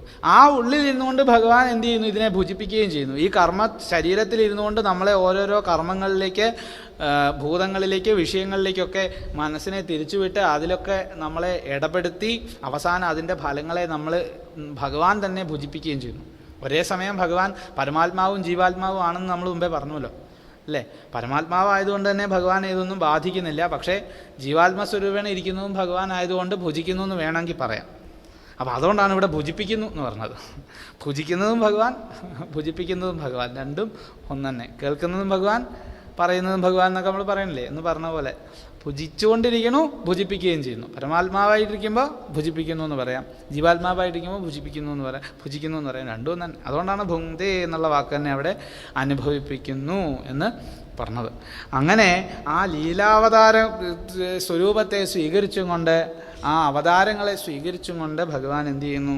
ഈ ലോകത്തെ മുഴുവൻ സത്വഗുണത്താൽ ഭാവേതി പരിപാലിക്കുന്നു എന്ന് പറയും. അപ്പം സത്വസ്വരൂപിയായിട്ടുള്ള ഭഗവാൻ നിർഗുണബ്രഹ്മം തന്നെ ഇതിനെ സംരക്ഷിക്കാൻ വേണ്ടി സത്വരജസ് തമോ ഗുണങ്ങളെ ആശ്രയിച്ചും കൊണ്ട് ഈ കാണപ്പെടുന്ന സകലതിലും വിഭാസി എന്ന് പറയുന്നു. അവിടെ വാസുദേവൻ എന്നുള്ള വാക്കിനെ നമുക്കിവിടെ പല പ്രാവശ്യം അങ്ങനെ വീണ്ടും വീണ്ടും വീണ്ടും വീണ്ടും പറയുന്നത് കേൾക്കാം. വാസുദേവ പര അല്ലേ?